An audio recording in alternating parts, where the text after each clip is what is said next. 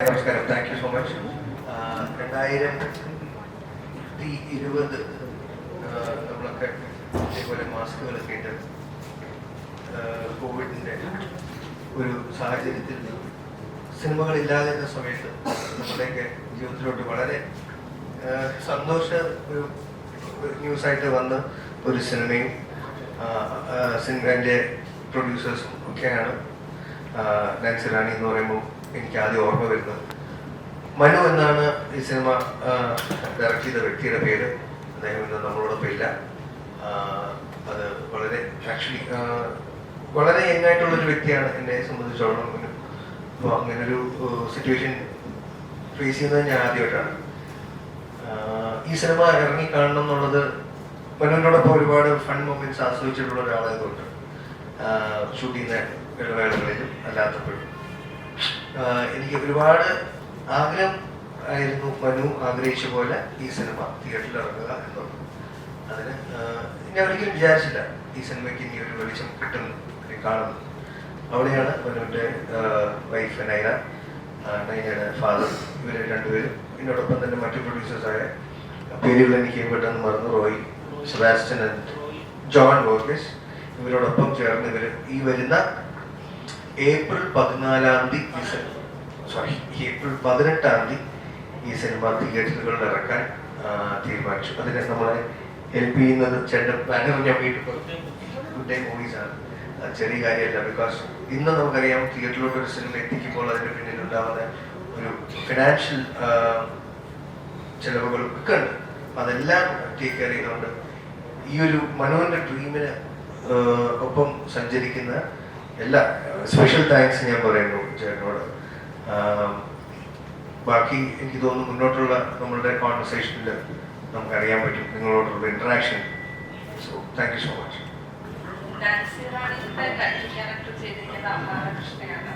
അതൊരു സിനിമാ മൂവിയായ നടിയാവാൻ വേണ്ടിയിട്ട് ഭയങ്കര മോഹമുള്ള ഒരു കഥാപാത്രത്തെയാണ് ചെയ്തേക്കുന്നത്.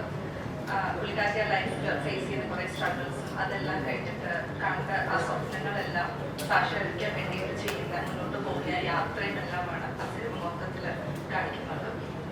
ഈ ഒരു പ്ലോട്ട് നമ്മൾ ആദ്യമായിട്ട് കേൾക്കുന്നുണ്ട്. ഒരു സിനിമയ്ക്കകത്ത് നടക്കുന്ന സ്ട്രഗിൾ, സിനിമ മോഹിച്ച് അതിനുവേണ്ടി പോകുന്ന സ്ഥലം ഉണ്ടാകുന്ന പ്രശ്നങ്ങൾ പിന്നീട് ഏറ്റവും കൂടുതൽ സക്സസ്ഫുൾ ആകുന്ന ഈ ഒരു പ്ലോട്ട് നമ്മൾ ആദ്യമായിട്ട് കേൾക്കുന്ന ഒരു പ്ലോട്ടാണ്.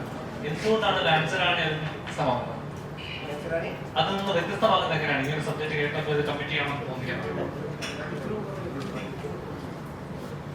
വ്യത്യസ്തമാകുന്നത് എങ്ങനെയാണ്? എനിക്ക് എന്നോട് പറയുന്ന നാൻസി റാണി, ഞാൻ പലവട്ടം പറഞ്ഞിട്ടുണ്ട്, ഞാൻ ഒരു സിനിമയെ സമീപിക്കുമ്പോൾ അതിൽ പൂർണ്ണമായും അതിൻ്റെ തിരക്കഥയിൽ ഞാൻ മുഴുകി കേട്ട് ജഡ്ജ് ചെയ്യാനിരിക്കാറില്ല. എന്നെ സംബന്ധിച്ചിടത്തോളം എൻ്റെ ക്യാരക്ടർ, എൻ്റെ ആകത്തുകയിലെ കഥ, അതാണ് ഞാൻ ഭാഗമാകുന്ന സിനിമയുടെ ഭൂരിപക്ഷം. എന്നെ കൊണ്ടുള്ള അവരുടെ ആവശ്യം. നാൻസി റാണിയുടെ കഥ കേട്ടപ്പോൾ ഇപ്പോൾ നേരെ പറഞ്ഞ പോലെ ഒരു സിനിമാ ഫാനായി, ഒരു മമ്മൂക്ക ഫാനായ ഒരു ക്യാരക്ടർ, ആ ടൈറ്റിൽ റോൾ നാൻസിയാണ് ആ ഫാനെ. ആ കുട്ടിയുടെ ജീവിതത്തിൽ സംഭവിക്കുന്ന വളരെ നിർഭാഗ്യകമായ കാര്യങ്ങൾ, സന്തോഷകരമായ കാര്യങ്ങൾ, ഇതിൻ്റെ എല്ലാം ഒരു ട്രാവൽ ജേർണി ഓഫ് നാൻസിയാണ് ഈ കഥ പറയാം. ആ നാൻസിയുടെ ജീവിതത്തിലോട്ട് വന്നു പോകുന്ന കഥാപാത്രങ്ങളാണ്. എനിക്ക് തോന്നുന്നു അത്രയേറെ ഒരു സ്റ്റെല്ലാർ കാസ്റ്റ് വന്നിരുന്നു കഴിഞ്ഞാൽ സ്റ്റേജിൽ നമുക്ക് ഇരുത്താൻ കസേരകൾ തികയില്ല. അത്ര 32-33 വെരി നമുക്കൊക്കെ 36. അതായത് ഞാൻ എനിക്ക് ഇടയ്ക്കിടയ്ക്ക് ഷൂട്ട് മാറിയൊക്കെ ആയിരുന്നു. പക്ഷെ കോവിഡ് ടൈം ആണല്ലോ, അപ്പോൾ വളരെ ഡിഫിക്കൽട്ട് ആയിരുന്നു എൻ്റെ ഷൂട്ട് ഓർമ്മയുണ്ട്. ഒരു ദിവസം ശ്രീനി സാറിനെ കാണും, ചില ദിവസം ലാൽ സാറിനെ കാണും, അർജുനെ കാണും, സണ്ണിയെ കാണും, അതെടുപ്പം ധ്രുവനെ കാണുന്നു. സോ നമുക്കിപ്പം ഞാൻ ഇവിടുന്ന് ഇവരൊക്കെ കൊണ്ടിരുന്ന കാര്യം ചെറിയ എളുപ്പമുള്ള കാര്യമില്ല. അത് വലിയൊരു അച്ചീവ്മെന്റ്. ഒരു ബിഗിനിങ് ഡയറക്ടറെ സംബന്ധിച്ചോളം അയാൾ ആ സബ്ജക്റ്റിൽ എന്തോ ഒരു താല്പര്യം അല്ലെങ്കിൽ ആ കഥാപാത്രത്തിൽ ഒരു മെറിറ്റ്, രണ്ടാം സമയത്ത് ജോലി തന്നത്, ഞങ്ങൾക്ക് ജോലി തന്നു, അത് എല്ലാം ഇമോഷണലിയും അല്ലെങ്കിൽ വർക്ക് പ്രൊഫഷണലിയും നമ്മളെ കണക്ട് ചെയ്ത കാര്യം. നാൻസിയുടെ ലൈഫിലെ ജേർണി, അതിലെ ക്യാരക്ടേഴ്സ് ആണ് ബേസിക്കലി എന്ത് സംഭവിക്കുന്നത് കൂടെ നമുക്ക് സിനിമ കാണാൻ. അതുപോലെ 2020 ഷൂട്ട് ചെയ്തതാണ്. അപ്പം ഏകദേശം 5 വർഷം കഴിഞ്ഞു. ഇപ്പൊ സിനിമ ഇറങ്ങുന്നത് സന്തോഷകരമായിട്ടുള്ള കാര്യമാണ്. പക്ഷെ ഇത്രയും ടൈം പീരീഡിന് ശേഷം ഇറങ്ങുമ്പോൾ അതിനെന്തെങ്കിലും ഇപ്പം നമ്മളിപ്പോ നമ്മുടെ ചിന്തകൾ മാറും, കാഴ്ചപ്പാടുകൾ മാറും. അപ്പൊ അങ്ങനെ ഒരു സാഹചര്യത്തിൽ ഈ സിനിമ തിയേറ്ററിൽ എത്ര നാൾ നിലനിൽക്കും എന്ന വിശ്വാസമുണ്ടോ? അത് കുറച്ചും കൂടി എക്സ്പീരിയൻസ് ആയിട്ടുള്ള അദ്ദേഹം ചേട്ടൻ തന്നെ അതിനെ കുറിച്ച് ഉത്തരം പറയുന്നത്. ബിക്കോസ് അദ്ദേഹമാണ് ഡിസ്ട്രിബ്യൂഷൻ ചെയ്യുന്നത്. റീസെന്റ് ആയിട്ട് വന്ന മദറിന്റെ രാജ്യം ഏകദേശം 18 വർഷത്തോളം കഴിഞ്ഞിട്ടാണ് ഒരു വന്നിട്ടാണ്. പിന്നെ സിനിമയെ സംബന്ധിച്ചിട്ട് സിനിമകളെപ്പോഴും എന്താ പറയുക, കാലത്തെ അതിജീവിക്കുക തന്നെയാണ് സിനിമ. ഇപ്പോൾ പഴയ സിനിമകൾ നമ്മൾ കാണുന്നുണ്ട്. നല്ലൊരു സിനിമയാണ് കണ്ടപ്പോൾ അത് പുറത്തിറങ്ങേണ്ട ആവശ്യമാണ്. ഇത്രയും ആർട്ടിസ്റ്റുകളുണ്ട്. പിന്നെ ഒരു സിനിമ ഉണ്ടാക്കുന്ന ബുദ്ധിമുട്ട് എനിക്ക് നന്നായിട്ട് അറിയാം. അപ്പോൾ അതെങ്ങനെ പുറത്തിറക്കുക എന്നുള്ളത് അതിൽ തന്നെ പോയി ഇറങ്ങി തിരിച്ചു. അത് വിജയമാണോ പരാജയമാണോ നമുക്ക് പ്രേക്ഷകർ തീരുമാനിക്കും. നമുക്ക് അതിനെ തുറന്നു വിടുക എന്നുള്ളത്. അങ്ങനത്തെ ഒരു കഥാപാത്രം നമ്മൾ നോർമലി കാണുമ്പോൾ ഒന്നിന് ഒരു അയ്യമാവില്ല, അല്ലെങ്കിൽ ഒരു പോലീസുകാരനായിരിക്കും, അല്ലെങ്കിൽ ഒരു കഥാപാത്രമായിരിക്കും. കഥാപാത്രം എങ്ങനെയാണ്? ഭാഗ്യത്തിന് ഇതിലൊരു കോളേജ് പ്രൊഫസറാണ്. കുറച്ച് സ്റ്റുഡൻ്റ്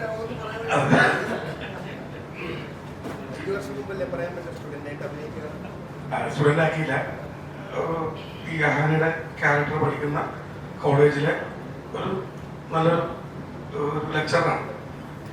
ഇപ്പോൾ ഈ ചോദിച്ചതിന്റെ കൂട്ടത്തിൽ പറയണം, ഇപ്പൊ എന്നെ സംബന്ധിച്ചിടത്തോളം എനിക്കൊരു 4 ദിവസത്തെ ഷൂട്ടാണ് ഉണ്ടായിരുന്നത്.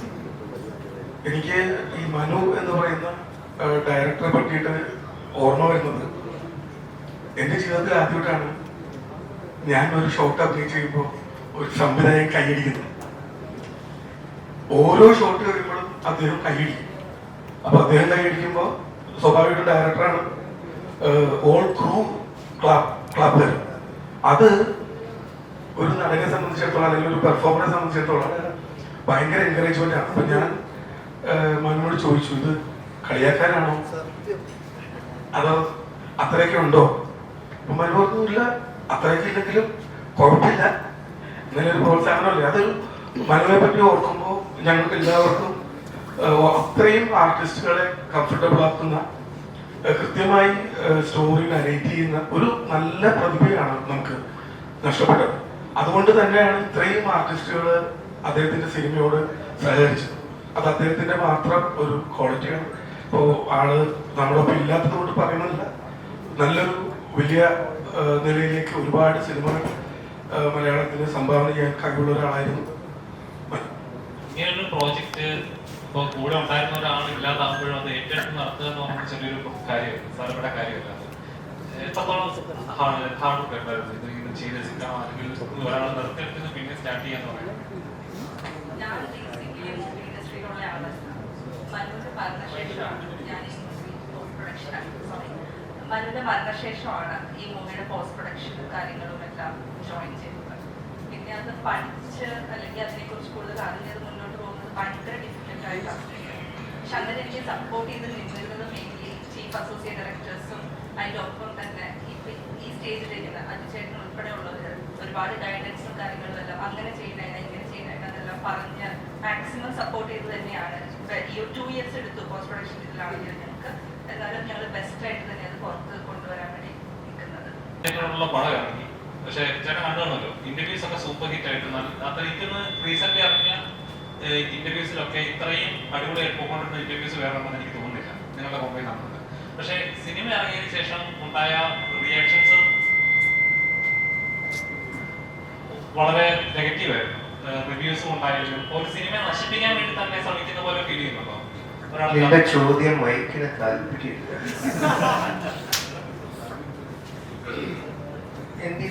കേട്ടില്ല മൈക്കിന്. അതായത് ഇപ്പം ആർക്കേസോടെ ഇന്റർവ്യൂ സൂപ്പർ ഹിറ്റ് ആയിരുന്നു. നിങ്ങളുടെ കോമ്പോ അത് നമ്മൾ കാണുന്നവർക്ക് ഒരു ഇൻട്രസ്റ്റ് ആണ് സിനിമ എന്താണെന്ന്. അപ്പൊ അത്ര ഹൈപ്പ് എത്തിക്കുമ്പോൾ സിനിമ ഇറങ്ങിയതിനു ശേഷം ഉണ്ടാകുന്ന റിവ്യൂസ് ആയാലും അഭിപ്രായങ്ങളാകും ഭയങ്കര നെഗറ്റീവാണ്. അപ്പൊ ധ്യാനത്തെ ടാർഗറ്റ് ചെയ്ത് പറയുന്ന പോലെ അല്ലെങ്കിൽ സിനിമ നശിപ്പിക്കാൻ വേണ്ടി ചെയ്യുന്ന പോലെ ഫീൽ ചെയ്യുന്നുണ്ടോ? ഇല്ല, സിനിമ നന്നായിരുന്നു കൂടി. അപ്പം ഞാൻ എൻ്റെ പ്രൊഡ്യൂസറായിരുന്നു സീക്രട്ട് ടൈമിൻ്റെ റിവ്യൂ ഷെയർ ചെയ്തത്. അപ്പം ഞാൻ എൻ്റെ പ്രൊഡ്യൂസറല്ല, അതൊരു ഭയങ്കര പ്രതിപക്ഷ ബഹുമാനത്തോടെ വന്ന റിവ്യൂ ആയിട്ട് എനിക്ക് ഫീൽ ചെയ്തു. ഞാനെന്നെ ക്രിറ്റിസൈസ് ചെയ്യുമ്പോൾ വളരെ പോസിറ്റീവായിട്ട് എടുത്തതാണ്. ഞാൻ പ്രൊഡ്യൂസ് ചെയ്ത സമയത്ത് ജയലോകനാണ്, അതുകൊണ്ട് തന്നെ ഞങ്ങളുടെ അതിൻ്റെ പ്രശ്നങ്ങളൊന്നുമില്ല. പക്ഷേ അൺവാണ്ടഡ് ആയിട്ടുള്ള ചില ചോദ്യങ്ങളും ഉത്തരങ്ങളും അതിൻ്റെ റൈറ്റായിട്ട് ഡീൽ ചെയ്തിട്ടില്ല. അത് ഒഴിവാക്കാൻ പറ്റും അൺഫോർച്ചുനേറ്റ്. കാര്യം അതിൻ്റെ ഫസ്റ്റ് ഓഫ് ഓൾ ധ്യാനല്ല ഉത്തരം പറയുന്നത്, ഡാർവിൻ ചേട്ടനായിരുന്നു ഉത്തരം പറയുന്നത്. ആ ചോദ്യം ചോദിച്ചിട്ട് കുട്ടിക്ക് ആ ചോദ്യം ചോദിക്കണമെന്നില്ലായിരുന്നു, അത് ചോദിപ്പിച്ച ഫൈനലി മനസ്സിലായോ. അയാളൊരു മാധ്യമ പ്രവർത്തനം എന്നുള്ള രീതിയിലാണ് ചോദിക്കാം, അതൊക്കെ അഡ്രസ് ചെയ്യാം. സോഷ്യലായിട്ട് ഉള്ള ഇഷ്യൂസിനെ കുറിച്ചോ അല്ലെങ്കിൽ സിനിമ ഇൻഡസ്ട്രിയെ കുറിച്ചുള്ള ഇഷ്യൂസൊക്കെ അയാൾക്ക് ചോദിക്കണം, വിസിൽ ബ്ലോവേഴ്സ് ആവണം. പക്ഷെ ചോദിച്ച ആളും താരം പോയി. ചിലപ്പം അദ്ദേഹം ഉദ്ദേശിച്ചത് ഒരു ഫണ്ണി ആയിട്ട് തന്നെ ഹാൻഡിൽ ചെയ്യാനായിരിക്കും. അപ്പം എപ്പോഴും 99.9% അയാളുടെ ഉത്തരങ്ങൾ നമുക്ക് തമാശകരമായി കിട്ടാറുണ്ട്. 0.1% സൈഡ് ഇപ്പം ഇതിനെ അൺഫോർച്ചുനേറ്റ് ആണെന്ന് പറയുന്നത്, വെച്ചതല്ലേ. പക്ഷേ അത് അതിന് തമാശ കാര്യമല്ല. ഒരു നേഷ്യൻ്റെ ഒരു GDP-ക്കൊക്കെ വളരെ ബാധിക്കാവുന്ന അല്ലേ, ഇത്രയും വലിയ ഇൻഡസ്ട്രിയാണ് സിനിമ ഇൻഡസ്ട്രി എന്ന് പറയുന്നത്. കണക്ട് ചെയ്ത് പോകുമ്പോൾ നമുക്കതൊരു വലിയ ചോദ്യമാണ്, ഒരു ചെറിയ തീപ്പൊരിയിൽ പോകുന്നത്. അതിനെ ഒഴിവാക്കാമായിരുന്നു, അല്ലെങ്കിൽ ചോദിച്ച ആള് മാറ്റിച്ചു. പക്ഷെ അല്ലാതെ ഇപ്പം ഇന്റർവ്യൂസ് ഞാനും ആസ്വദിച്ചിരുന്നു. ഞാനും ധ്യാനും രമേശായിട്ട് ഇരിക്കുന്ന ആ ഇന്റർവ്യൂവിൽ ഇരിക്കാൻ പറ്റിയത് എനിക്ക് ഭയങ്കര ഒരു ഭാഗ്യമായി കാണും.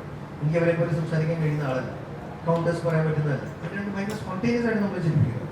സിനിമയ്ക്ക് എന്ത് ചെയ്യാൻ പറ്റും? ഇതേപോലെ 2021 ഷൂട്ട് ചെയ്ത സിനിമയാണ്. കോവിഡ് ടൈമിൽ നമുക്ക് ലൊക്കേഷൻ പരിധികളുണ്ടായിരുന്നു. നമുക്ക് 3 ലൊക്കേഷനെ പറ്റുള്ളൂ ഷൂട്ട് ചെയ്യും. പോലീസ് സ്റ്റേഷൻ, വീട്, റോഡ്. ആ റോഡിലാണെങ്കിൽ രമേശേട്ടൻ പറഞ്ഞ പോലെ ഇവന്റെ പോസ്റ്റർ കാരണം നമുക്ക് ഷൂട്ട് ചെയ്യാൻ പലതും പറ്റില്ല, മനസ്സിലായി. കാര്യം അങ്ങോട്ട് ഓടിച്ചെടുപ്പോൾ അവൻ്റെ ഒരു പടം ഉണ്ട്. അപ്പോൾ ആ പരിധിയിൽ അങ്ങനത്തെ ഒരു സിനിമ ഷൂട്ട് ചെയ്തത് ഞങ്ങളതിനെ എന്താ പറയുക ഡിസോൺ ചെയ്യുന്നില്ല. പ്രേക്ഷകർക്ക് തീർച്ചയായിട്ടും എൻ്റെ റൈറ്റാണ്. കാര്യം അവർ കാശ് മുടക്കിയാണ് തിയേറ്ററിൽ വരുന്നത്. ഇഷ്ടപ്പെട്ടെങ്കിൽ ഇഷ്ടപ്പെട്ടെങ്കിൽ ഞാൻ ലോപിക്കുകയാണ്. മറ്റുള്ള ഇൻഡസ്ട്രീസിൽ നിന്നെല്ലാം എടുത്തു പറയുകയാണെങ്കിൽ തമിഴായാലും തെലുങ്കായാലും കന്നഡയായാലും ഒരു കാര്യം ഇഷ്ടപ്പെടാത്തതിന്റെ കാരണം കൂടെ ഒന്ന് പറഞ്ഞ് എഴുതുമ്പോൾ ക്രിറ്റിസൈസ് ചെയ്യുമ്പോൾ ഹൗ ടു കറക്റ്റ് എന്ന് കൂടെ പറഞ്ഞാൽ നന്നായിരിക്കും. അതിൽ എന്തായിട്ട് പോരായ്മകൾ എന്നുള്ളത് കൂടെ പറഞ്ഞാൽ നന്നായിരിക്കും. അത് ചിലപ്പോൾ എനിക്കല്ല, ഇപ്പോൾ റൈറ്റർ അല്ലെങ്കിൽ ആ ഡയറക്ടറൊക്കെ, അയാളൊരു പുതിയ ഡയറക്ടറാണ്. അയാൾക്ക് നാളെ ഒരു സിനിമ ചെയ്യുമ്പോൾ അയാൾക്ക് നേരത്തെ ചെയ്തൊരു മിസ്റ്റേക്ക് കറക്റ്റ് ചെയ്യാൻ എളുപ്പമായിരിക്കും. അതായത് മറ്റ് ഇൻഡസ്ട്രീസ് നോക്കുകയാണെങ്കിൽ തെലുങ്കായാലും തമിഴായാലും കർണാടകയായാലും അപ്പം അവരെല്ലാം പറഞ്ഞത് മലയാള ഇൻഡസ്ട്രിയാണ് കണ്ടന്റ് ഓറിയന്റേഴ്സ് മുന്നിൽ നിൽക്കുന്ന മലയാളം സിനിമകളിലാണ്. അപ്പം ഒരു എക്സാമ്പിൾ ഇപ്പോഴും മലയാളം എന്തൊരു എക്സാമ്പിൾ ആണെങ്കിൽ റെഫർ ചെയ്യണമെങ്കിൽ അവർ റെഫർ ചെയ്യുന്ന മലയാളം സിനിമയാണ്. പക്ഷേ കളക്ഷൻ റെക്കോർഡ് നോക്കുമ്പോൾ മലയാള സിനിമ ഏറ്റവും പുറകിലും ബാക്കിയുള്ള ഇൻഡസ്ട്രീസ് മുമ്പിലുമാണ്. എന്തുകൊണ്ടായിരിക്കും എന്ന് വിശ്വസിക്കുന്നത്? വലിയ ചോദ്യമാണ്. ഞാനതിന് ഉത്തരം പറയാൻ പറ്റിയൊരാളുമല്ല. കുറച്ച് സിനിമകളെ ഞാൻ പ്രൊഡ്യൂസ് ചെയ്തിട്ടുള്ളൂ, 3 സിനിമ ഡിസ്ട്രിബ്യൂട്ട് ചെയ്തേക്കുന്നത്, 5 സിനിമ. അത് വെച്ചാൽ എനിക്ക് ഈ കണക്കുകൾ പറയാൻ അറിയില്ല. ഒന്ന്, മലയാള സിനിമയ്ക്ക് പ്രേക്ഷകർ കൂടി തുടങ്ങിയത് കോവിഡിന് ശേഷമാണ്. അപ്പോഴാണ് പ്രേക്ഷകർ മനസ്സിലാക്കിയത് മലയാള സിനിമയുടെ യഥാർത്ഥ സ്ട്രെങ്ത് ഇരുന്നിരുന്നത് അതിൻ്റെ കണ്ടന്റിലാണ്. അതിപ്പോൾ തുടങ്ങിയ ഒരു പ്രതിഭാസമൊന്നുമല്ല. 1960-കളിലും 70-കളിലും 80-കളിലും ചെന്നൈയിൽ നമുക്ക് നാഷണൽ അവാർഡ് കിട്ടിയ സ്റ്റേറ്റാണ് അത്. അപ്പം അത് ചെറിയ കാര്യമല്ലല്ലോ. പ്രസിഡന്റിന്റെ മെഡൽ കിട്ടിയ പടമാണ്. അന്നോട്ട് നമുക്ക് എന്തായാലും ഈ പണ്ട് പറയില്ലേ, നമുക്ക് ഒരുപാട് കാശില്ലാത്ത കുടുംബത്തിൽ സ്ഥിരമായി കേട്ടിരുന്ന ഒരു കാലം ഉണ്ടായിരുന്നു. ഇപ്പം എനിക്കറിയില്ല. നന്നായി പഠിച്ച് നല്ല ജോലി വാങ്ങി കാശ്. അതുപോലെ നമുക്ക് നമ്മുടെ എഴുത്തും കണ്ടന്റും ഉള്ളൂ. നമുക്ക് ഒരുപാട് ബഡ്ജറ്റിട്ട് കളിക്കാനില്ല.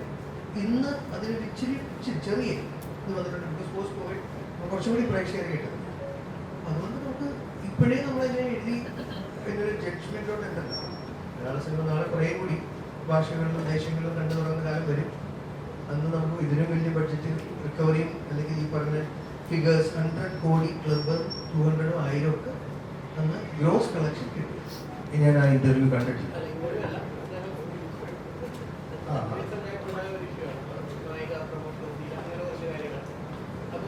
പ്രൊഡ്യൂസർ എന്നുള്ള നിലയിൽ ഒരു സിനിമ എന്ന് പറയുമ്പോൾ ചില ആളുകൾ പറയും സിനിമ ഡയറക്ടറുടെ കലയാണ് എന്നൊക്കെ പറയുമ്പോൾ ഇതൊരു കൂട്ടുത്തരവാദിത്തമാണല്ലോ. അപ്പം ഈ കൂട്ടുത്തരവാദിത്ത സാറിൻ്റെ ആ റീസെൻ്റായിട്ട് പറഞ്ഞ കാര്യം വലിയ രീതിയിൽ അത് ചർച്ചയാവുകയൊക്കെ ചെയ്തു, നായിക എന്നൊക്കെ പറയുന്നത്. അപ്പോൾ സിനിമ തിയേറ്ററിലെത്തി കഴിഞ്ഞതിന് ശേഷവും അതിൻ്റെ ഉത്തരവാദിത്തങ്ങൾ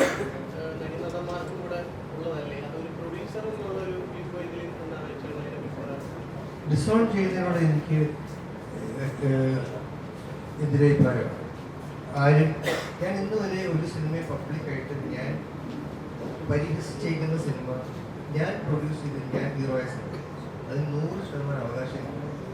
അത് വേറൊരു ആൾ ചെയ്തൊരു സിനിമയും അതിൽ പ്രവർത്തിച്ചിട്ടുള്ളതും അതിനോട് സഹകരിക്കാതിരിക്കുന്നതിനോട് എനിക്ക് വിയോജിപ്പാണ്. സിനിമയുടെ റിസൾട്ട് എന്തും ആവാം അല്ലേ, നമ്മൾ ഒരിക്കലും ഓടില്ല, അല്ലെങ്കിൽ ചെയ്യുന്ന സമയത്ത് ഇത് ഓടുമോ എന്നൊക്കെ ഡൗട്ട് അടിച്ച സിനിമകൾ നന്നായി ഓടിയിട്ടുണ്ട്, തിരിച്ചും സംഭവിക്കുന്നുണ്ട്.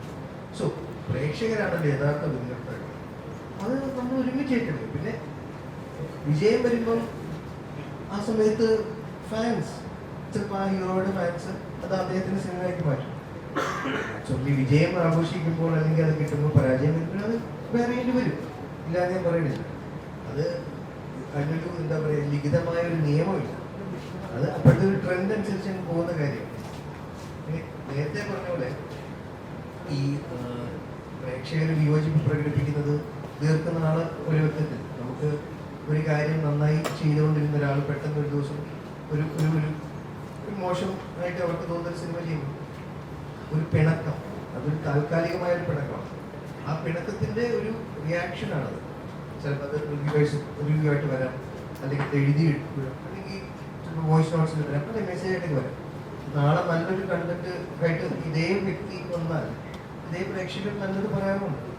സോ അത് എന്നും ഒരു പെർമനന്റ് സ്റ്റേറ്റിൽ. സോ ഞാൻ നേരത്തെ പറഞ്ഞ പോലെ കറക്ഷൻസിന് ഉള്ളൊരു സ്പേസ് ആയിട്ട് ഈ ഒരു ഹെൽത്തി വേ ഓഫ് ക്രിറ്റിസിസം രണ്ട് കൂട്ടത്തിലും നിൽക്കുക. പ്രേക്ഷകരുണ്ടെങ്കിൽ സിനിമയുള്ളൂ എന്നുള്ള പൂർണ്ണ ബോധ്യം എല്ലാ സിനിമയിലും പ്രവർത്തിക്കുന്നുണ്ട്. എല്ലാം പറയുന്നുണ്ട്.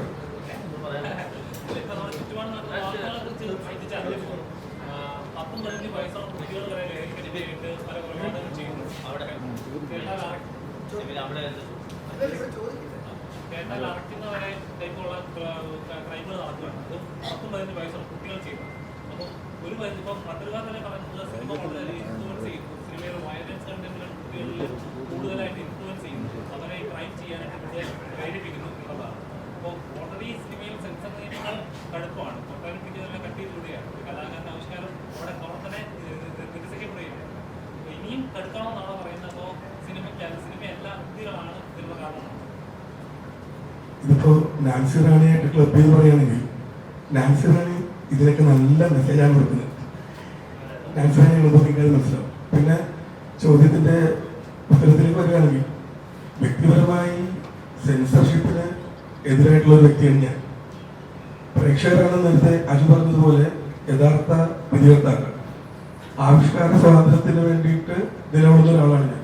ഏത് തരം സിനിമകൾ വന്നാലും അതൊക്കെ തള്ളണോ കൊള്ളണോ എന്നൊക്കെ അറിയാനുള്ള പ്രബുദ്ധരായ ജനങ്ങളാണ് പ്രത്യേകിച്ച് കേരളത്തിൽ. പിന്നെ ഒരു സിനിമയാണ് ഇവിടെ വയലൻസ് ഉണ്ടാക്കുന്നതെന്ന് പറയുന്നത് 1% പോലും എനിക്ക് യോജിക്കാൻ പറ്റില്ല.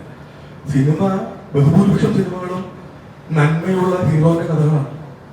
അതൊന്നും ആൾക്കാരെ എടുക്കാത്തതെന്താ? ഏതെങ്കിലും ഒരു സിനിമ വയലൻസ് കാണിക്കുമ്പോൾ നമ്മുടെ സമൂഹത്തിൽ ഉണ്ടാകുന്ന വയലൻസുകളെ അതുമായിട്ട് കണക്ട് ചെയ്യാം. അല്ലാതെ സിനിമ സ്വാധീനിക്കുമെങ്കിൽ നമ്മളെല്ലാവരും ഹീറോസ് ആവേണ്ട ആൾക്കാർ, നല്ല മനുഷ്യരാവേണ്ട ആൾക്കാർ. അതിഭയങ്കരമായ മയക്കുമരുന്നിന്റെ ഉപയോഗം. പിന്നെ ഈ ന്യൂക്ലിയർ ഫാമിലിയിലെ ഇപ്പൊ കുട്ടികൾ വിദേശത്തേക്ക് പോകാൻ ആഗ്രഹിക്കുന്നത് ഇവിടെ തൊഴിലില്ലാത്തതുകൊണ്ട് മാത്രമല്ല, അവരുടെ ഒരു ഫ്രീഡത്തിന്റെയും കൂടി ആവശ്യമുണ്ട്. ഒരു ന്യൂക്ലിയർ ഫാമിലി അവർക്ക് ഫ്രീഡം ഇല്ല, പുറത്തുപോയി ഫ്രീഡം ഉണ്ടാവുള്ളൂ. അപ്പൊ അത്തരം ഡിപ്രഷൻ, അത്തരം പ്രശ്നങ്ങളിലൊക്കെ കുടുംബത്തിലുള്ള കുട്ടികൾക്ക് പിന്നെ അവരുടെ ചുറ്റിലും മലയാള സിനിമ മാത്രമല്ല വയലൻസ് നമ്മളെക്കാൾ ഭീകരമായിട്ടുള്ള ഒരുപാട് സീരീസുകളും ഒരുപാട് വീഡിയോസും ഒക്കെ അവരുടെ വിരൽത്തുമ്പിൽ അവൈലബിൾ ആണ്. അപ്പൊ അത് മലയാള സിനിമയെ മാത്രം കുറ്റപ്പെടുത്തുന്നതിനോട് യോജിപ്പിക്കും. അപ്പോൾ മാറിയ സാമൂഹ്യ അന്തരീക്ഷം, ലഹരിയുടെ അതിഭീകരമായ ഉപയോഗം, ഇതൊക്കെയാണ് പ്രധാന കാരണങ്ങൾ. സിനിമ അതിഭീകര വയലൻസ് ആണെങ്കിൽ നമ്മൾ കാണില്ല. ഇപ്പോ ഈ പറയപ്പെടുന്ന സിനിമ നമ്മുടെ കുട്ടികൾക്ക് അല്ലെങ്കിൽ ചെറുപ്പക്കാർക്ക് ഞങ്ങളുടെ ഒരു ജനറേഷനിലുള്ള പോലെ പോലും ഒരു വയലൻസ് ആയിട്ട് ഫീൽ ചെയ്തിട്ട് പോലും ഇല്ല. നമ്മൾ അവരോട് ചോദിക്കുമ്പോൾ അതൊക്കെ എന്തിനാണ് ചോദിക്കും. അപ്പൊ അതുകൊണ്ട് സിനിമയെ കുറിച്ച് പറയേണ്ടതാണ് എന്റെ അഭിപ്രായം. അല്ല, സിനിമയുടെ നെഞ്ചത്തോട് ആർക്ക് വേണമെങ്കിലും കയറാലോ. അപ്പൊ എല്ലാത്തിനും ആൻസർ സിനിമ, അത്രയല്ലേ ഉള്ളൂ. എന്ത് സംഭവിച്ചാലും മുഖ്യമന്ത്രി രാജിക്കണമെന്ന് അവരുടെ ഷൂട്ടിലാണ്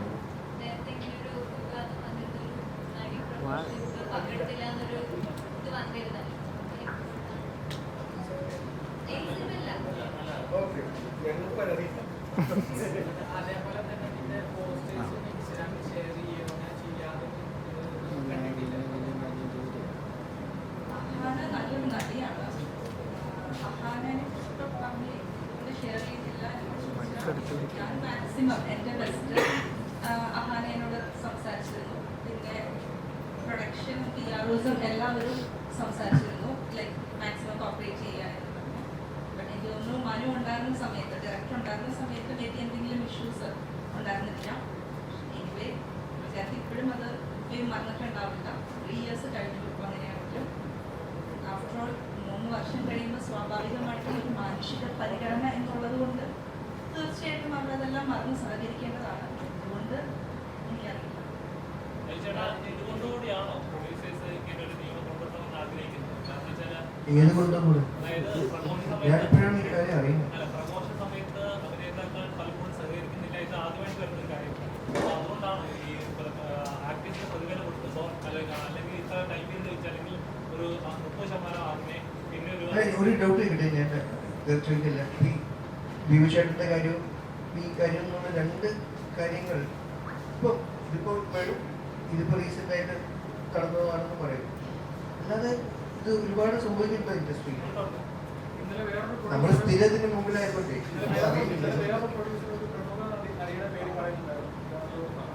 എനിക്ക് തോന്നുന്നു അവരുടെ ആക്ച്വൽ റീസൺസ് അസോസിയേഷൻ കറക്റ്റാണ്.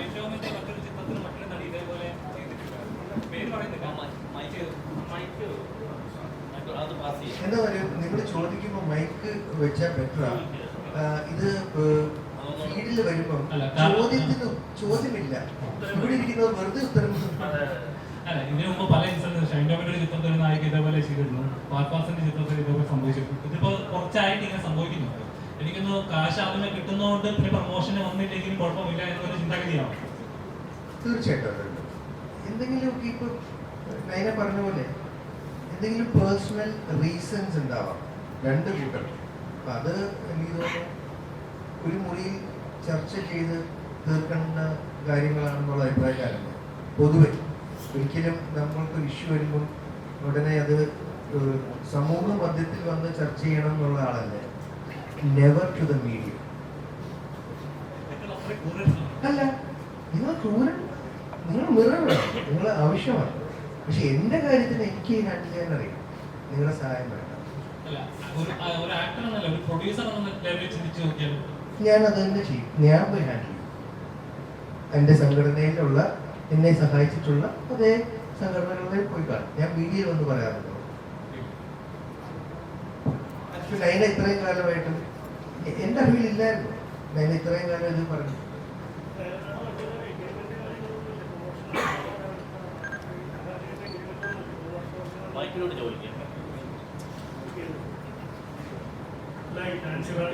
സിനിമ റിലീസാകുമ്പോൾ അതിന്റെ പ്രൊമോഷൻ നടത്തുന്ന എഗ്രിമെന്റ് ഒന്നും അഹാനായിട്ട് ഉണ്ടായിട്ടില്ലേ എന്നുള്ള കാര്യം ഞാൻ ചോദിച്ചു. നോർമലി നമ്മൾ എല്ലാവരും എഗ്രിമെന്റ്സും കാര്യങ്ങളും ചെയ്യുന്നതാണ്. തീർച്ചയായിട്ടും ഉണ്ടായിരിക്കാൻ വേണ്ടി എന്താണ് റീസൺ എക്സാക്ട്ലി എനിക്കും അറിയത്തില്ല. എന്തൊക്കെ പറയാൻ നിർബന്ധിച്ചു കൊണ്ടിരുത്തുന്ന ഒരാള് അത് മുഴച്ചെന്ന് നിൽക്കും. ഏത് സിനിമയുടെ സോ പാർട്ടിസിപ്പേറ്റ് ചെയ്യുന്നവർ തൽക്കാലം ഹാപ്പി ആയിട്ട് പാർട്ടിസിപ്പേറ്റ് ചെയ്യും. ഞങ്ങൾക്ക് എല്ലാവർക്കും ഈ സിനിമ നാച്ചുറാണ്. ഇപ്പം ചേച്ചിക്കും സോഞ്ചേട്ടനും ഞാൻ സംസാരിച്ചപ്പോൾ നമ്മുടെ ധ്രുവനായിട്ട് തന്നെ കണ്ടപ്പോൾ മനുവിന് വേണ്ടി സിനിമ ഞങ്ങൾക്ക് തിയേറ്ററിൽ ഇറങ്ങുന്നുണ്ട്. ഇപ്പോൾ ലാലേട്ടൻ ഇത് ഇറക്കുന്നു. അദ്ദേഹത്തിൻ്റെ വലിയ മനസ്സ് വെരി താങ്ക്സ്. കാര്യം അത് അവന് വേണ്ടി ആ സിനിമ തിയേറ്ററിൽ വേണം. കാരണം സിനിമ എന്തുമായിക്കോട്ടെ, ഇപ്പം നല്ലതായിരിക്കാം മോശമായിരിക്കാം. നേരത്തെ ചേട്ടൻ പറഞ്ഞാൽ ഇത്രയും നാളും ഇറങ്ങാതിരുന്നൊരു സിനിമ തമിഴ്നാട്ടിൽ ഇറങ്ങി ഇത്രയും മികച്ച അഭിപ്രായവും കളക്ഷനും നേടിയ ഒരു മാസമാണ് കഴിഞ്ഞത്. അപ്പം അതുകൊണ്ട് തന്നെ ഇതിനും ഭയങ്കര പ്രസക്തിയുണ്ട്. അപ്പം നന്നായി വരട്ടെ എന്ന് നമുക്ക് ആഗ്രഹിക്കാം. നിങ്ങൾക്ക് എല്ലാവർക്കും ഇഷ്ടപ്പെട്ടെ എന്ന് പറയാം. അജിത് ചേട്ടാ, ഫസ്റ്റ് ഓഫ് ഓൾ അജിത് ചേട്ടനോട് വളരെ റെസ്പെക്ട് തോന്നുന്നുണ്ട്. കാരണം ഒരുപാട് കാസ്റ്റ് ഉള്ള ഒരു സിനിമയാണിത്. അർജുൻ അശോകൻ, ഈ പറഞ്ഞ പോലെ അഹാന കൃഷ്ണ, ധ്രുവൻ, നിങ്ങൾ തന്നെ പറഞ്ഞു ഒരു 36 പേരോളം ഇതിലുണ്ടെന്ന്. അജിത് ചേട്ടൻ തന്നെ ഞെട്ടി. ഇങ്ങനെ ഓരോ ദിവസം സെറ്റിൽ ചെല്ലുമ്പോൾ ഓരോ ആൾക്കാർ. പക്ഷെ അത്രയും പേരുണ്ടായിട്ടും അജു ചേട്ടന് മാത്രമേ ആ മനസ്സുണ്ടായുള്ളൂ ഈ പ്രസ് മീറ്റിന് വന്ന് ഇങ്ങനെ ഒരു പടം പ്രൊമോട്ട് ചെയ്യാൻ.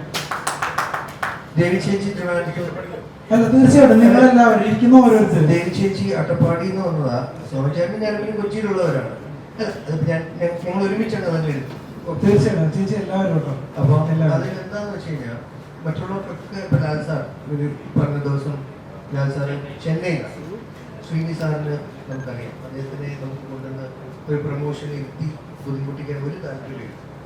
അഹാനയുടെ കാര്യം ഇപ്പം നിങ്ങൾ സംസാരിച്ചു. അർജുൻ സുമതി വളർന്ന ഷൂട്ടിലാണ്, ധ്രുവൻ ഷൂട്ട്.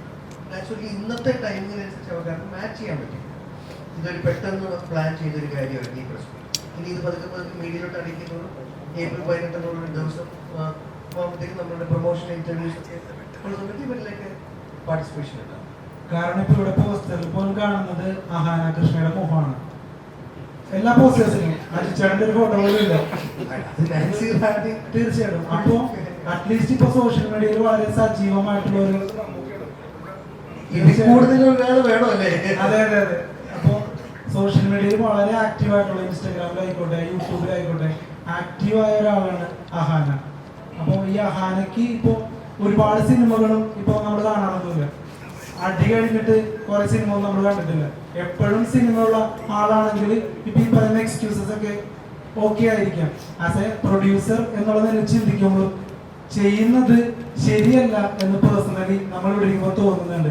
അഹാന വന്നിരുന്നെങ്കിൽ കുറച്ചും കൂടി ഈ പ്രസ് മീറ്റിന് കുറച്ചും കൂടി ഒരു സോഷ്യൽ മീഡിയ വിസിബിലിറ്റി കിട്ടിയാണ്. അപ്പോൾ അത്തരത്തിലുള്ള ആളുകൾ മലയാള സിനിമയിൽ വർദ്ധിച്ചു വരുന്നുണ്ട്. ഇവര് തന്നെ ഇന്റർവ്യൂവിന് അവസരങ്ങൾ കിട്ടുന്നില്ല വേണ്ടത്ര എന്ന് പറഞ്ഞ് ഇമോഷണലായിട്ട് ചെയ്ത കാര്യങ്ങൾ നമ്മൾ കണ്ടിട്ടുണ്ട്. അപ്പൊ ഈ ഒരു ഇരട്ടത്താപ്പിന് എങ്ങനെയാണ് അജിച്ചേട്ടൻ നോക്കിക്കാണുന്നത്? ഇവിടുത്തെ ആക്ച്വൽ റീസൺ എന്താണ് മനു അഹാന എന്നുള്ളത് ഇനി നമുക്ക് സത്യം അറിയാൻ ഒരു വഴിയില്ല. കാര്യം ഒരാളില്ല അല്ലെ. എപ്പോഴും നമുക്ക് ക്ലാരിറ്റി കിട്ടണമെങ്കിൽ രണ്ട് സൈഡും കേൾക്കണം. ഇനി അതിനൊരു ഓപ്ഷൻ ഇല്ല. അപ്പൊ ഇനി ഒരിക്കലും ഉത്തരവില്ലാത്തൊരു കാര്യത്തിനെ കുറിച്ച് നമ്മൾ പുറകോട്ട് പോകും. പക്ഷെ അഹാനക്ക് പറയാം. അഹാന പറയുന്നത് ഇനി നമുക്ക് വിശ്വസിക്കേണ്ടി വരും. തീർച്ചയായിട്ടും. കാര്യം മനു ഇല്ല, അതാ ഞാൻ പറഞ്ഞു. അപ്പൊ അതുകൊണ്ട് നമുക്ക് ആ ചോദ്യത്തോട് പോയിട്ട് കാര്യമില്ല. ഡെഫിനറ്റ് ഉത്തരവില്ല. എനിക്ക് പേഴ്സണലി മനുവായിട്ടുള്ള ഫൺ മൊമെന്റ്സ് ഉണ്ടായിരുന്നു. മനസ്സിലായി. ഞാൻ അയാളോടുള്ള കമ്പനി ആസ്വദിച്ചിട്ടുണ്ട് ആ കോവിഡ് ടൈമിൽ. അതെനിക്കിപ്പോൾ മാധ്യമത്തിലൊന്നും പറയാൻ പറ്റുന്ന കാര്യങ്ങളല്ല. മനസ്സിലായി. അപ്പൊ അത് പറഞ്ഞത്. പക്ഷെ ആ ഒരു ബന്ധമുണ്ട്. ആ ബന്ധമാണ് സിനിമ സെക്കൻഡറി, ബന്ധമാണ് പ്രൈമറി. ഞാൻ സിനിമയിൽ വന്നത് സുഹൃത്ത് വഴി. എൻ്റെ അവസാനത്തെ ഇറങ്ങിയ സിനിമയും സീരീസും സുഹൃത്തുക്കളോടൊപ്പം തന്നെയാണ് ഗെയിം. അപ്പൊ എനിക്ക് പ്രൈമറിലി ഈ പറഞ്ഞ പോലെ ഫ്രണ്ട്ഷിപ്പ് എന്ന് പറയുന്നത് ഇമ്പോർട്ടൻ്റ്. അപ്പം അയാൾ എൻ്റെ ആ സമയത്ത് ഞാൻ ഒരുപാട് അയാൾ ഇതുപോലെ ചിരിച്ചതാണ്. കോവിഡ് സമയത്ത് അയാൾ എനിക്ക് EMI അടയ്ക്കാൻ സഹായിച്ച ആളാണ്. അപ്പോൾ അർജുൻ അശോകൻ തുടങ്ങിയവരുടെ ഈ വിട്ടുനിൽക്കലിനെ കുറിച്ച് അർജുൻ സുമതി വളവിന്റെ ഷൂട്ടിലാണ് ഇൻട്രസ്റ്റഡ് ആണ്. അയാൾ വരും, ധ്രുവൻ വരും. ലാൽ സാറ് കോണ്ടാക്ട് ചെയ്തപ്പോൾ ചെന്നൈയിലാണ്. നമുക്ക് അങ്ങനെ അവരെ ബുദ്ധിമുട്ടിക്കാൻ പ്രൊഡക്ഷന് താല്പര്യം. ഇനി വരും ദിവസം ഞാൻ പറഞ്ഞില്ലേ, ഇനി April 18 എന്നുള്ള റിലീസിന് മുമ്പുള്ള പ്രൊമോഷണൽ ഇന്റർവ്യൂസ് ഉണ്ടാവില്ല. അതല്ല മിക്കവരോട് സാധിക്കും. ചേട്ടാ ഈ അടുത്ത് അമീർ ഖാൻ ഒരു സ്റ്റേറ്റ്മെന്റ് കൊടുത്തായിരുന്നു. 20 വർഷമായിട്ട് പ്രതിഫലം വാങ്ങാതെയാണ് അമീർ ഖാൻ അഭിനയിക്കുന്നത്. ഒരു സിനിമ ഹിറ്റായാൽ ആ ഹിറ്റായതിൽ നിന്ന് പ്രോഫിറ്റോ അതോ അദ്ദേഹത്തിന്റെ സാലറിയോ മേടിക്കുകയാണ് പതിവ്. അതുകൊണ്ടാണ് എല്ലാ പ്രേക്ഷകരും ഇഷ്ടപ്പെട്ട താരേ സമയം പോലുള്ള സിനിമകളൊക്കെ ഇറക്കാൻ സാധിച്ചത് എന്ന് അദ്ദേഹം പറഞ്ഞിരുന്നു. ഏതാണ്ട് ഇതേ നിലപാട് മലയാള സിനിമയിൽ ചില പ്രമുഖരെടുത്തു കഴിഞ്ഞാൽ മലയാള സിനിമയുടെ പ്രതിസന്ധി മാറില്ലേ? ഇവിടെ ചെയ്യുന്നവരുണ്ടല്ലോ, മമ്മൂക്കയൊക്കെ ചെയ്യുന്നുണ്ട്. പേരെടുത്ത് പറയണ്ട, ചെയ്യുന്ന എല്ലാ എൻ്റെ സുഹൃത്തുക്കളായ താരങ്ങളുണ്ട്. അപ്പം ചെയ്യുന്നുണ്ട്. ആക്ച്വലി ഞാൻ ചെയ്തിട്ടുണ്ട്. ഫിനിക്സ് ഓടിയില്ല, ഒന്നും കിട്ടിയില്ല. അപ്പോഴാണ്. അപ്പൊ ആസ് എ പ്രൊഡ്യൂസർ അമീർ ഖാന്റെ നിലപാടിനെ എങ്ങനെയാ നോക്കി കാണുന്നത്? നല്ല കാര്യമാണ്, കോ എക്സിസ്റ്റ് ചെയ്യുന്ന കാര്യമാണ്. പ്രൊഡ്യൂസേഴ്സും എത്തുന്ന ഞാൻ പറഞ്ഞു, ഇത് മീഡിയയിൽ നിന്ന് ഇത് സംസാരിക്കുന്നതുകൊണ്ട് പൊതുവേ എൻ്റെ സ്റ്റേറ്റ് ആണ്. ഇവിടെ കഴിഞ്ഞ ദിവസം ഞാൻ കൃത്യമായിട്ട് ഇന്റർവ്യൂവിൽ പറഞ്ഞു, അമീർ ഖാൻ ഇങ്ങനെ ചെയ്തത് ആദ്യമായിട്ട് അദ്ദേഹമല്ല. ഇതിനു മുമ്പേ ഇവിടെ ഈ പറയുന്ന പോലെ പാർട്ട്ണർഷിപ്പ് അല്ലെങ്കിൽ ഈ പറഞ്ഞ പോലെ പ്രോഫിറ്റ് ഷെയറിങ് അല്ലെങ്കിൽ യു ക്യാൻ കോൾ ഇറ്റ്, അത് സംഭവിക്കാറുണ്ട്. കാര്യം നമുക്ക് പ്രൊഡക്റ്റ് ആണ് മുഖ്യമെങ്കിൽ ആ പ്രൊഡക്റ്റിന് വേണ്ടി സഹകരിച്ചിട്ട് ആ പ്രൊഡക്റ്റ് സെല്ലായി കഴിയുമ്പോൾ അതിൻ്റെ വിഹിതം എങ്ങനെയാണെന്ന് വെച്ചിട്ടുണ്ടെങ്കിൽ അതിൻ്റെ റേഷ്യോ വെച്ച് ഷെയർ ചെയ്യാറുണ്ട്. അത് ആദ്യമായിട്ടാണ്. പിന്നെ എന്താ പറയുക, അങ്ങനത്തെ ഒരു പ്രാക്ടീസ് മുന്നോട്ട് നിർബന്ധിച്ച് വെക്കാവുന്ന ഒരു കാര്യമല്ല അല്ലേ.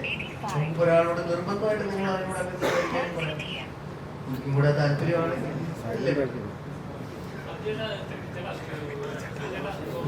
ഞാൻ പറഞ്ഞില്ല, ഞാൻ അങ്ങനെ ചെയ്തു. ആ സിനിമ ഓടിയില്ല, എനിക്കൊന്നും കിട്ടിയില്ല.